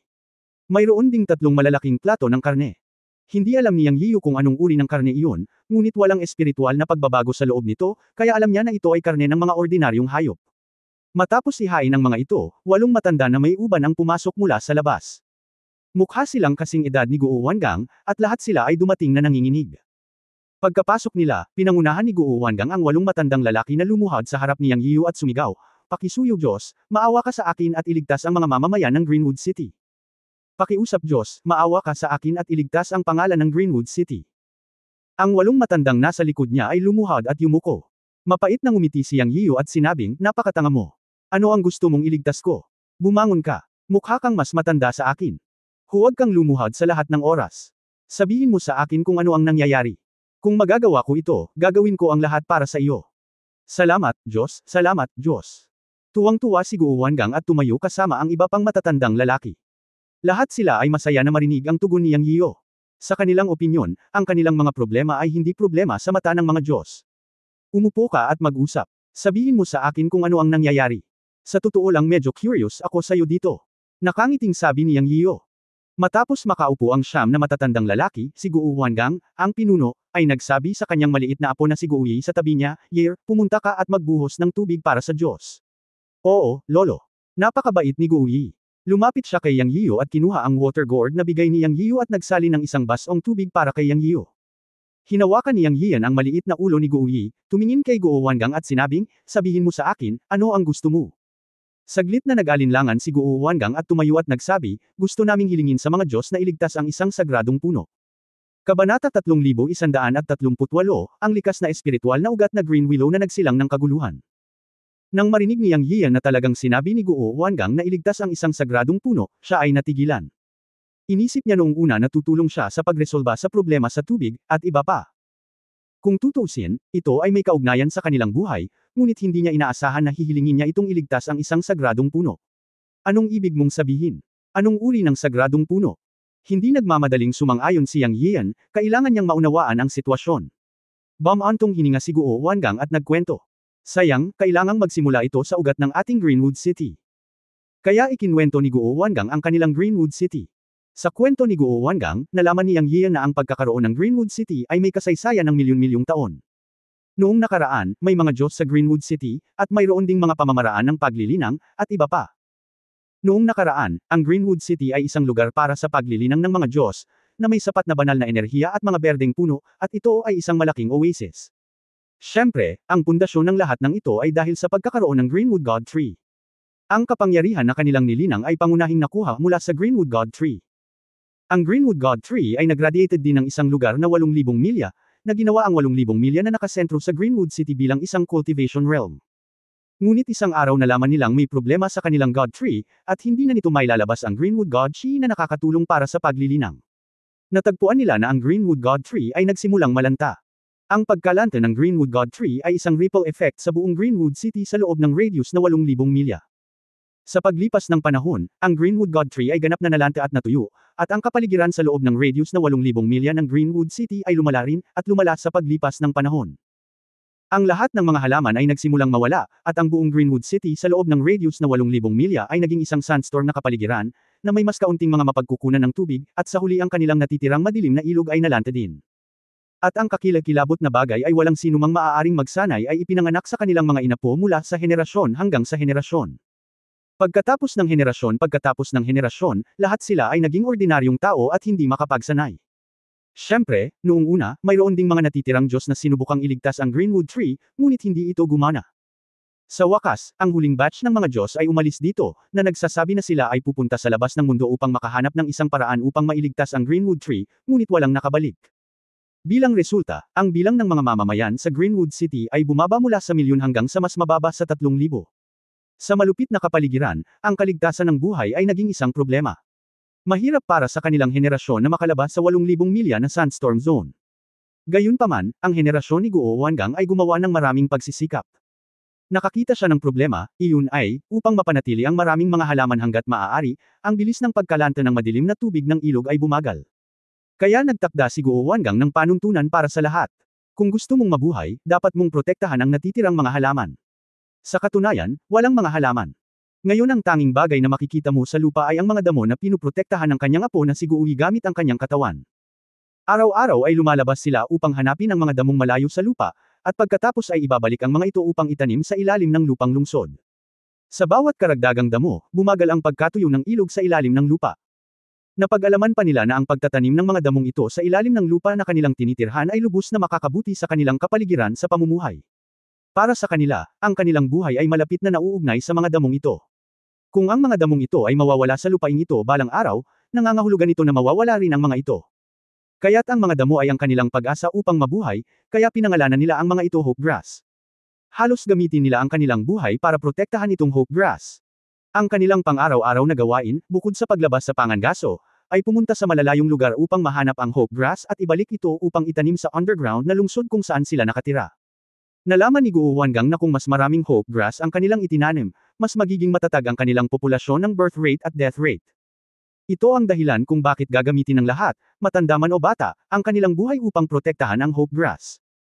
Nang magtanong si Yang Yiyu tungkol sa kanyang pagkakataong mabuhay, sinabi ni Guo Wangang na ang pagkain sa mesa ay mukhang kamote.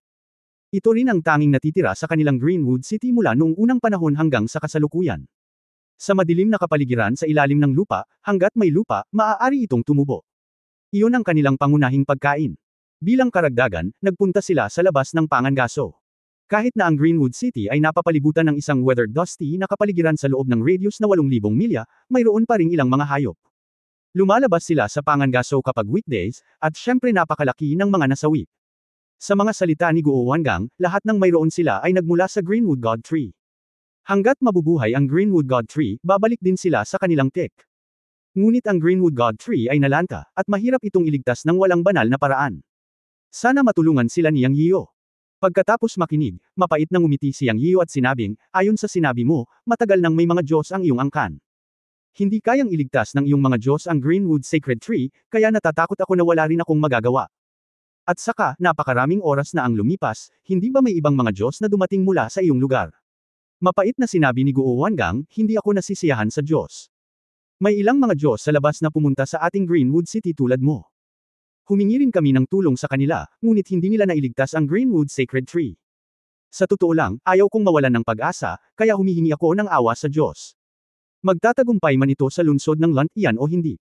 Noon lamang naunawaan ni Yang Yiyu na sinusubukan ni Guo Wangang ang kanyang makakaya upang iligtas ang puno. Ngunit tumanggaw siya at sinabing, sige, susubukan ko ang aking makakaya, ngunit may tanong ako.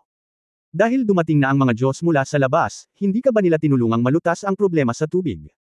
Sa sapat na tubig, naniniwala ako na hindi dapat maging problema ang pagpapabuti ng iyong kapaligiran sa pamumuhay.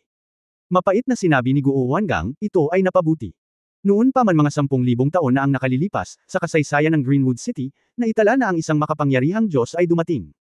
Bagamat hindi niya nailigtas ang Greenwood Sacred Tree, tinulungan niya kaming makaakit ng tubig, gumawa ng harang, at napabuti ang kapaligiran. Ngunit hindi ito nagtagal. Pagkatapos noon, ang pinagmumulan ng tubig ay natuyo at natuyo muli ito. Nag-iwan din ang Diyos ng mga salita tungkol dito, na nagsasabing ang ugat ng Greenwood City ay ang Greenwood Sacred Tree pa rin. Kung ang Greenwood Sacred Tree ay hindi mabubuhay, kahit na ang mga Diyos ay gumamit ng kanilang mahusay na kapangyarihan sa mahika upang makaakit ng tubig at mapabuti ang kapaligiran, ito ay tuluyang mawawala. Kapag isilang na muli ang Greenwood ay makakabawi muli ang Greenwood City.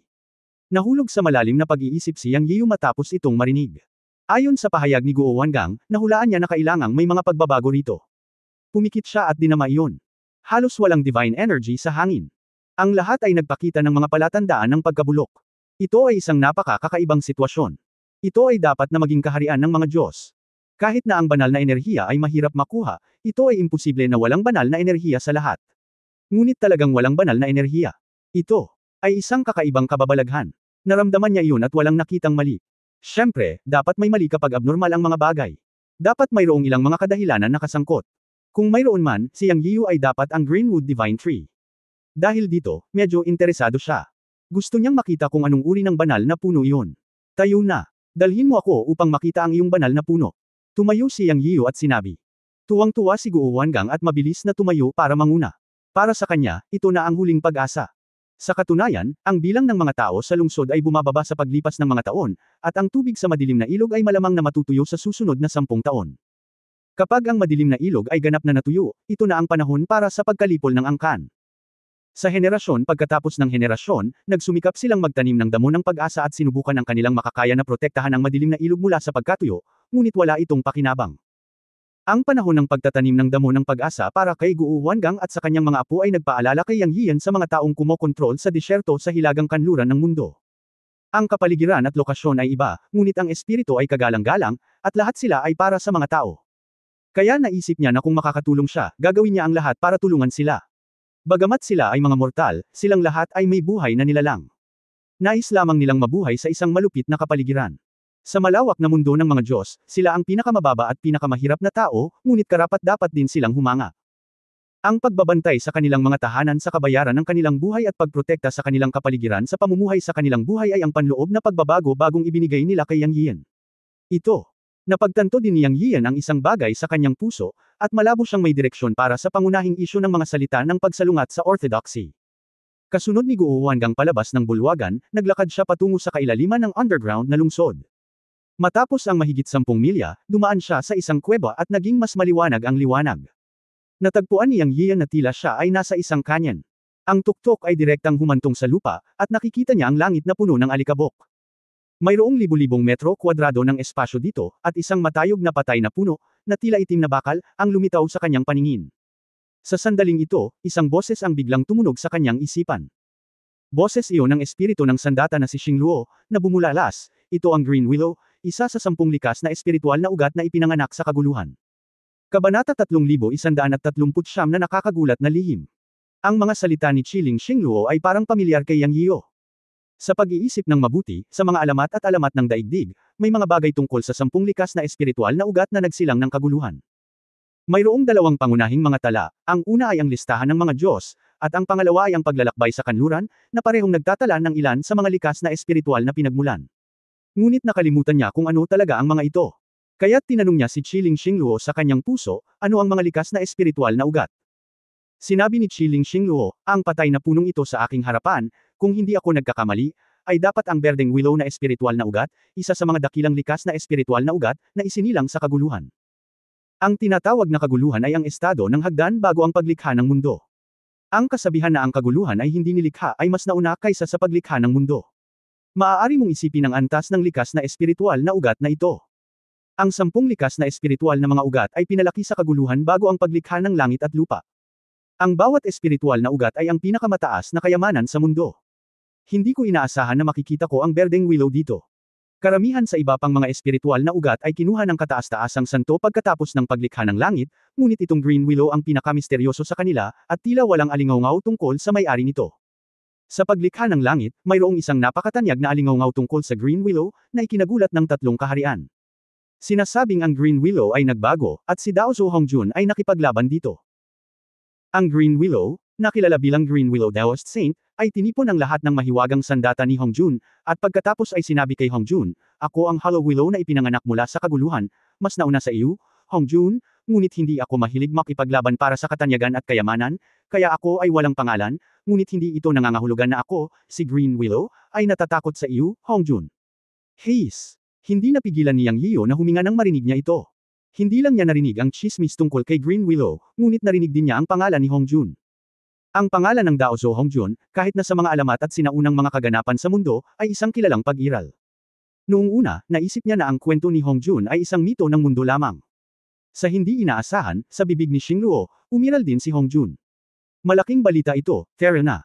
Pag-usapan ang tungkol kay Lai Weilayo. Sa bibig ni Xingluo, kilala si Lai Weilayo bilang Daoist Saint ng Lai Weilayo. Mas nauna pa niya ang Taoism kaysa kay Hongjun, at nakipag-away din siya sa Daoist ancestor Hongjun. Parang nakipag-away si Lai Weilayo kay Hongjun at nanalo. Nilunok ni Yang Yiyo ang kanyang laway at sinabing, Tao Ancestor Hongjun, pinag-uusapan mo ba si Hongjun na naging heavenly Dao pagkatapos sumanib sa Dao? Siya iyon. Ang ating kasalukuyang celestial na mundo ay nagmula sa paglikha ng mundo ng Amang Diyos Pangu, at sinamantala ito ni Hongjun at naging heavenly Dao, at naging controller ng heavenly Dao. Mahinang sabi ng espiritu ng sandata na si Xingluo. Nagbulang-bulungan ang isip ni Yang Yiyo, at narinig niyang muli ang pangalan ng Pangu. Ngayon ay natitiyak niya na ang mga chismis tungkol sa mythological system sa Earth ay hindi mga alingaw-ngaw ngunit totoo. Hindi niya kailanman naisip ang pinagmulan ng mundong ito, ngunit ngayon alam niya na, tulad ng mga alingaw-ngaw sa Earth, nilikha ni Pangu ang mundong ito, at kalaunan ay sumanib si Hongjun sa Dao upang kontrolin ang operasyon ng Heavenly Dao. Sa ganitong paraan, hindi ba ibig sabihin na ang mga santo na iyon ay maaari ding umiral? Malamang na may ilang mga paglihis mula sa sistema ng kwentong mitolohiya na alam niya sa Earth, ngunit ang pangkalahatang direksyon ay tila hindi nagbabago. Kaya lang, nilikha ni Pangu ang mundo at pinagsama ni Hongjun ang Dao para kontrolin ang operasyon ng makalangit na Dao.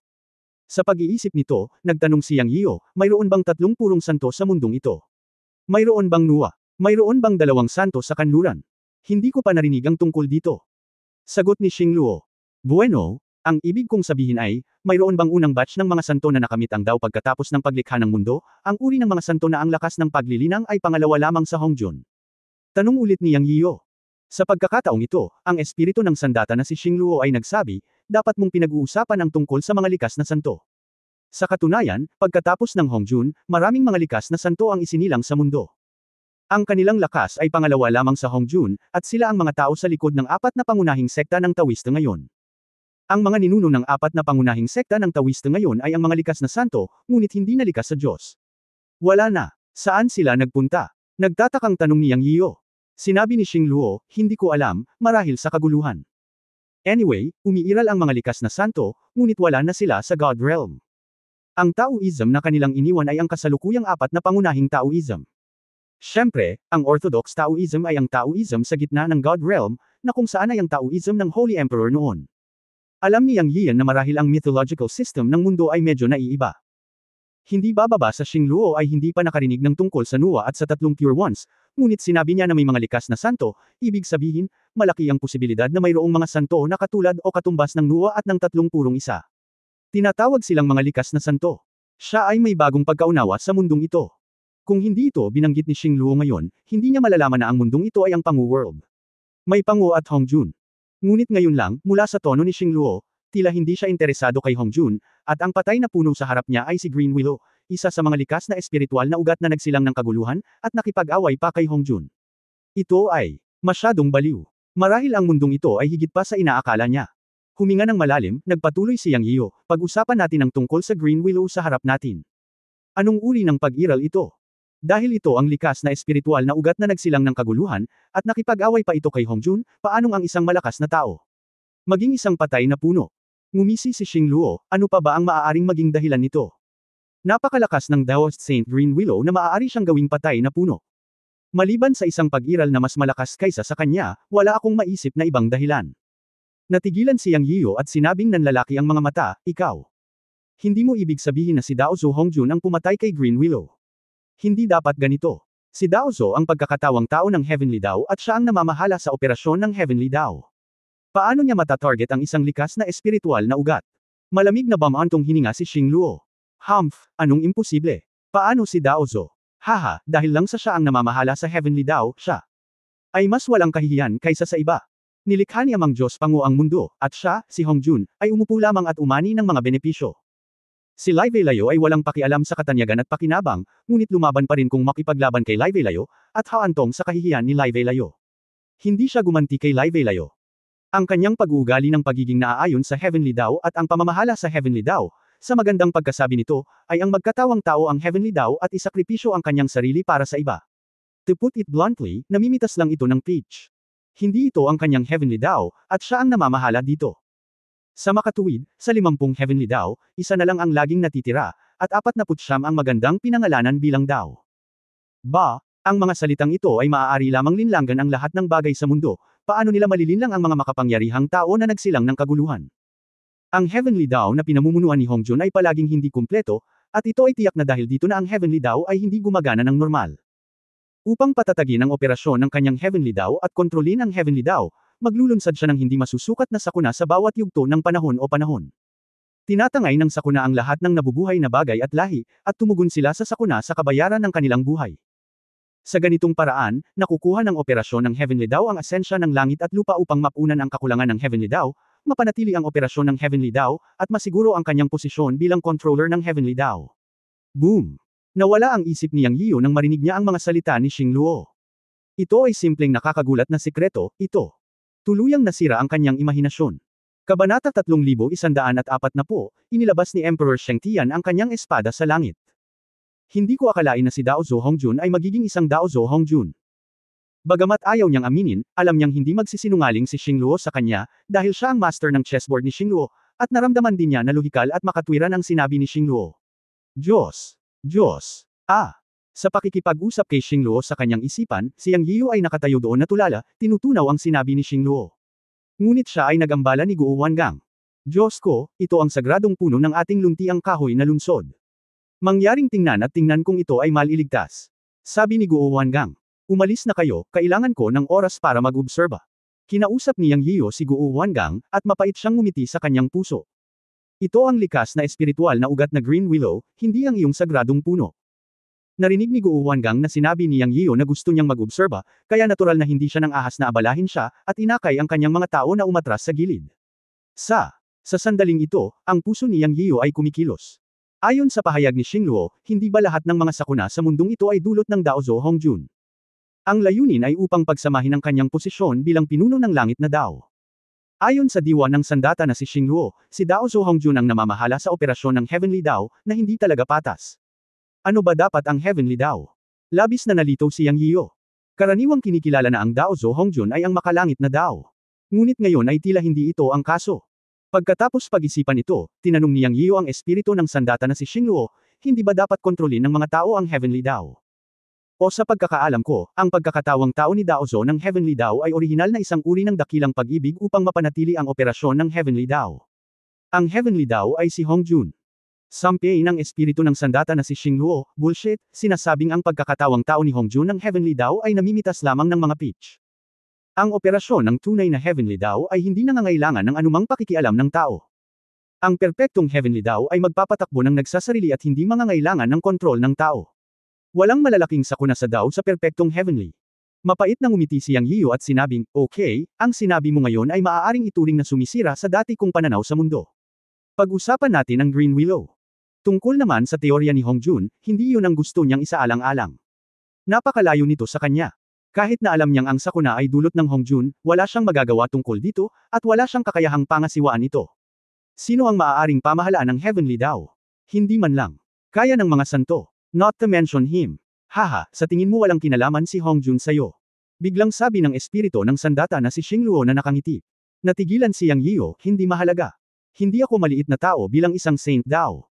Anong relasyon ang maaari kong magkaroon ng Dao Ancestor?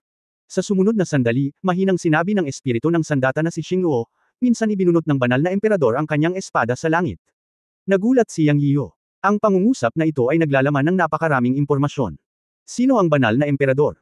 Ulap na damo. Sino siya? Siya ang reinkarnasyon ng banal na emperador. Bagamat hindi niya ito inamin, sina Ling Yi, Tai, at ang espiritu ng sandata na si Xing Luo ay lahat ay nagsasabi na siya ang reinkarnasyon ng banal na emperador. Siya ay nanliligaw sa kamatayan. Ngayon ang espiritu ng sandata na si Xing Luo ay aktwal na nagsabi. Ang banal na emperador ay minsang inilabas ang kanyang espada sa langit. Sino ang langit? Kailangan ko bang magtanong? Ang langit na binanggit ng espiritu ng sandata na si Xing Luo ay walang alinlangan na tumutukoy sa Dao Ancestor Hongjun. Ang pagguhit ng espada sa langit ay nangangahulugan ng pagguhit ng espada sa Dao Ancestor Hongjun. His! Naramdaman ni Yang Yiu na sumasakit ang kanyang kaluluwa sa sandaling ito. Iguhit ang espada sa langit. Baliw ka ba? Paano? Kaya mo bang maging tanga? Ang langit ay ang daan ng langit.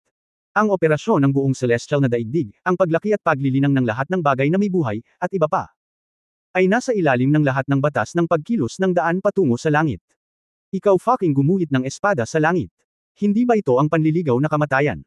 Sinumpa ni Yang Yiu ang banal na emperador sa kanyang puso, o sa kanyang sarili. Unti-unting bumukas sa kanyang isipan ang pag-aalinlangan, ngunit kasabay nito ay ang takot sa kanyang puso. Oo nga, ang sumunod na sinabi ng espiritu ng sandata na si Xing Luo ay nagpatunay sa kanyang naisip. Tanging ang diwa ng sandata na si Xingluo ang nagsabi, sa katunayan, ang mga nangungunang malalakas na tao sa mundo ang nakakaalam na si Hongjun ay nagbagong anyo sa Heavenly Dao upang pumili ng mga page, na naging dahilan upang ang Heavenly Dao ay hindi kumpleto, at ito ay kinakailangan upang patuloy na maglunsad ng walang katapusang mga sakuna upang mapanatili ang operasyon ng Heavenly Dao. Ngunit, walang nang ahas na magsalita, dahil walang makakalaban kay Hongjun, o sa Heavenly Dao. Maraming mga Diyos ang pumili ng isang mahusay na prinsipyo na itinakda ni Hongjun upang sundin ang makalangit na Dao. Sa madaling salita, lahat ay sumuko.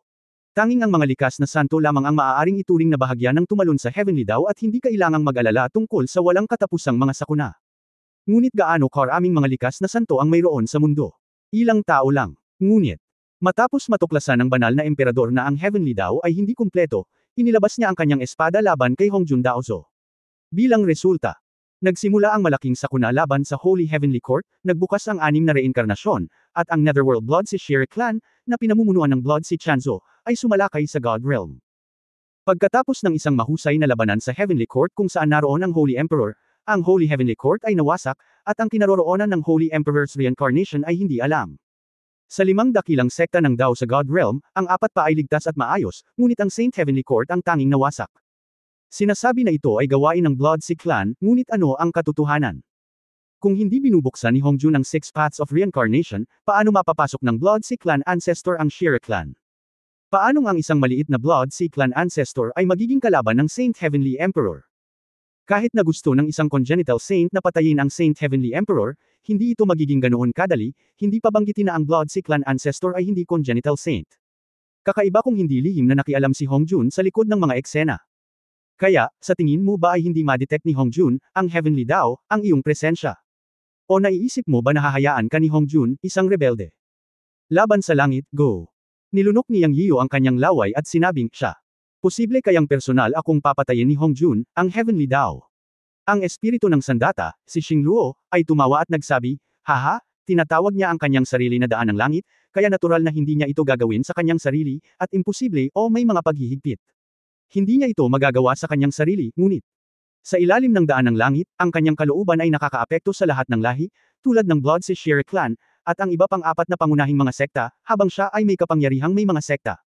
Hindi mabilang na malalakas na tao ang gagawin kang abo at hahanapin ka. Kaya't wala kang anumang paraan, maging handa upang harapin ang mas matinding mga kaaway at sakuna, maghanap ka ng gulo, at mahahanap ka ng problema. Ang mga clone ni King Shire na nanatili sa God Realm, ang Shire Clan na nanatili sa God Realm, at ang mga Shuras na pumalit sa katawan ng ibang tao ay ang kalooban ng langit, at ang Fuse na humihila sa sakuna. Nagsimula na. Malungkot ang mukha ni Yang Yiyo sa sandaling ito, at hindi man lang siya makapagmura. Pagkatapos ng mahabang panahon ng pakikipag-usap, ang pinakamalaking kalaban ay ang langit. At ito ay ang gulo na dulot ng hinalinhan ng banal na emperador. Ang pagguhit ng espada laban sa langit ay walang galang. Kung hindi ka sisirain ng langit, sino ang sisirain mo? Ang langit ay hindi kumpleto sa simula, at nangangailangan ng hindi mabilang na mga sakuna upang mapanatili ang operasyon ng langit, ngunit imposible para sa kanya, ang Daoist Hongjun, na maglunsad ng isang sakuna ng walang dahilan. At ang banal na emperador ay nagkusa na ibigay ang kanyang ulo, inilabas ang kanyang espada sa langit, at nagpakamatay, na nagbigay kay Heaven Hongjun ng isang perpektong dahilan. Ang nakakainis pa ay nag-iwan din ng foreshadowing ang excuse na ito, nag-iwan ng excuse para sa sarili niyang reincarnation. Ngayon ang mga dahilan para sa isang bagong yugto ng mga sakuna ay handa na. Siya, ang reinkarnasyon ng banal na emperador, ay nagpakita at hinarap ang clone ni Haring Shira. Matagumpay niyang naakit ang puot ng perpekto, walang putol na konektado, at nagsimula ng isang bagong yugto ng mga sakuna. End of this chapter. Pahingi naman ng like, share at subscribe mo na rin para updated ka sa susunod na kabanata. Salamat.